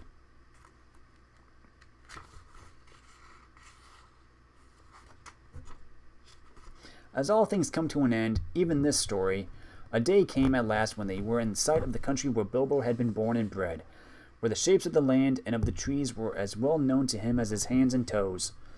Coming to a rise, he could see his own hill in the distance, and he stopped suddenly and said, "Roads go ever, ever on, over rock and under tree, by caves where never sun had shone, by streams that never find the sea, over stone by winter sown, and through the merry flowers of June, over grass and over stone, and under mountains in the moon. Roads go ever, ever on, under cloud and under star, yet feet that wandered have gone, yet feet that wandering have gone, turn at last to home afar. Eyes that fire and sword have seen, and horror in the halls of stone, look at last on meadowed green, and trees and hills they long have known." Gandalf looked at him. "My dear Bilbo," he said, "something is the matter with you. You are not the hobbit that you were." And so they crossed the bridge and passed the mill by the river, and came right back to Bilbo's own door. "Bless me, what's going on?" he cried. There was a great commotion, and people of all sorts, respectable and unrespectable, were thick about the door, and many were going in and out, not even wiping their feet on the mat, as Bilbo noticed with annoyance. If he was surprised, they were more surprised still. He had arrived back in the middle of an auction. There was a large notice in black and red hung on the gate, stating that on June the 22nd, Messrs. Grubb, and Burrows would sell by auction the effects of the late Bilbo Baggins, Esquire, of Bag End, Underhill, Hobbiton. Sale to commence at 10 o'clock sharp. It was now nearly lunchtime, and most of the things had already been sold, for various prices from next to nothing to old songs, as is not unusual at auctions. Bilbo's cousins, the Sackville Bagginses, were, in fact, busy measuring his rooms to see if their own furniture would fit. In short, Bilbo was presumed dead, and not everyone that said so was sorry to find the presumption wrong. The return of Mr. Bilbo Baggins created quite a disturbance, both under the hill and over the hill, and across the water. It was a great deal more than a 9 days' wonder. The legal bother, indeed, lasted for years. It was quite a long time before Mr. Baggins was in fact admitted to being alive again. The people who had got specially good bargains at the sale took a deal of convincing, and in the end, to save time, Bilbo had to buy back quite a lot of his own furniture. Many of his silver spoons mysteriously disappeared and were never accounted for. Personally, he suspected the Sackville Bagginses. On their side, they never admitted that the return Baggins was genuine, and they were not on friendly terms with Bilbo even after. They really had wanted to live in his nice hobbit hole so very much. Indeed, Bilbo found he had lost more than spoons. He had lost his reputation. It was true that forever after he remained an elf friend, and had the honor of dwarves, wizards, and all such folk as ever passed that by, but he was no longer quite respectable. He was in fact held by all the hobbits of the neighborhood to be queer, except by his nephews and nieces on the Took side. But even they were not encouraged in their friendship by the elders. I'm sorry to say he did not mind. He was quite content, and the sound of the kettle on his hearth was even after more musical than it had ever been in the quiet days before the unexpected party. His sword he hung over the mantelpiece. His coat of mail was arranged on a stand in the hall, until he lent it to a museum. His gold and silver was largely spent in presents, both useful and extravagant, which to a certain extent accounts for the affection of his nephews and nieces. His magic ring he kept a great secret, for he chiefly used it when unpleasant callers came. He took to writing poetry and visiting the elves, and though many shook their heads and touched their foreheads and said poor old Baggins, and though few believed any of his tales, he remained very happy to the end of his days, and those were extraordinarily long. One autumn evening, some years afterwards, Bilbo was sitting in his study writing his memoirs. He thought of calling them There and Back Again, a Hobbit's Holiday, when there was a ring at the door. It was Gandalf and a dwarf, and the dwarf was actually Balin. Come in, said Bilbo, and soon they were settling in chairs by the fire. If Balin noticed that Mr. Baggins' waistcoat was more extensive, as he had real gold buttons, Bilbo also noted that Balin's beard was several inches longer, and his jeweled belt was of great magnificence. They fell to talking of their times together, of course, and Bilbo asked how things were going in the Land of the Mountain. It seemed they were going very well. Bard had rebuilt the town and dale, and men had gathered to him from the lake and from south and west, and all the valley had become tilled again and rich, and the desolation was now filled with birds and blossoms in spring, and fruit and feasting in autumn.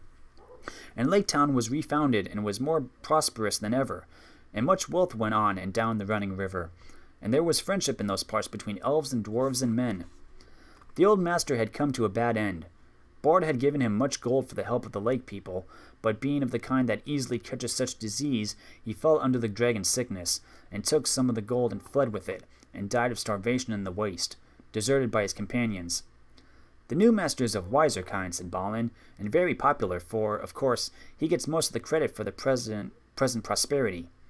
They are making songs which say that in his days the rivers run with gold. Then the prophecies of the old songs have turned out to be true after a fashion, said Bilbo. Of course, said Gandalf. And why should not they prove true? Surely you don't disbelieve the prophecies because you had a hand in bringing them about yourself. You don't really suppose, do you think, that all your adventures and escapes were managed by mere luck, just for your sole benefit? You are a very fine person, Mr. Baggins, and I'm very fond of you. But you're only quite a little fellow in a wide world, after all. Thank goodness, said Bilbo, laughing, and handed him the tobacco jar. If you are interested in hobbits, you will learn a lot more about them in The Lord of the Rings, The Fellowship of the Ring, The Two Towers, and The Return of the King. John Ronald Reuel Tolkien was born on January 3, 1892, in Bloemfontein, South Africa. After serving in the First World War, he embarked upon a distinguished academic career and was recognized as one of the finest philologists in the world. He was a professor of Anglo-Saxon at Oxford, a fellow of Pembroke College, and a fellow of Merton College until his retirement in 1959. He is, however, beloved throughout the world as the creator of Middle-earth and author of such classics as The Hobbit and The Lord of the Rings. He died on September 2, 1973, at the age of 81. And thus, we end our read-through of The Hobbit. I'd like to thank you all for joining me for this. Hope you enjoyed this. Let me know if you want to hear me possibly do other readings or something. Especially since, again, this will give me something else to do when I'm not able to stream gameplay or anything. And who knows? It'll give me a bit more of a variety on my channel, which I think would help. So, if you like this video, let me know in the comments. If you really liked it, press that cute little like button. Thanks for watching, everybody. I'm Luke Dog, and I'll see you next time. Take care. Awoo!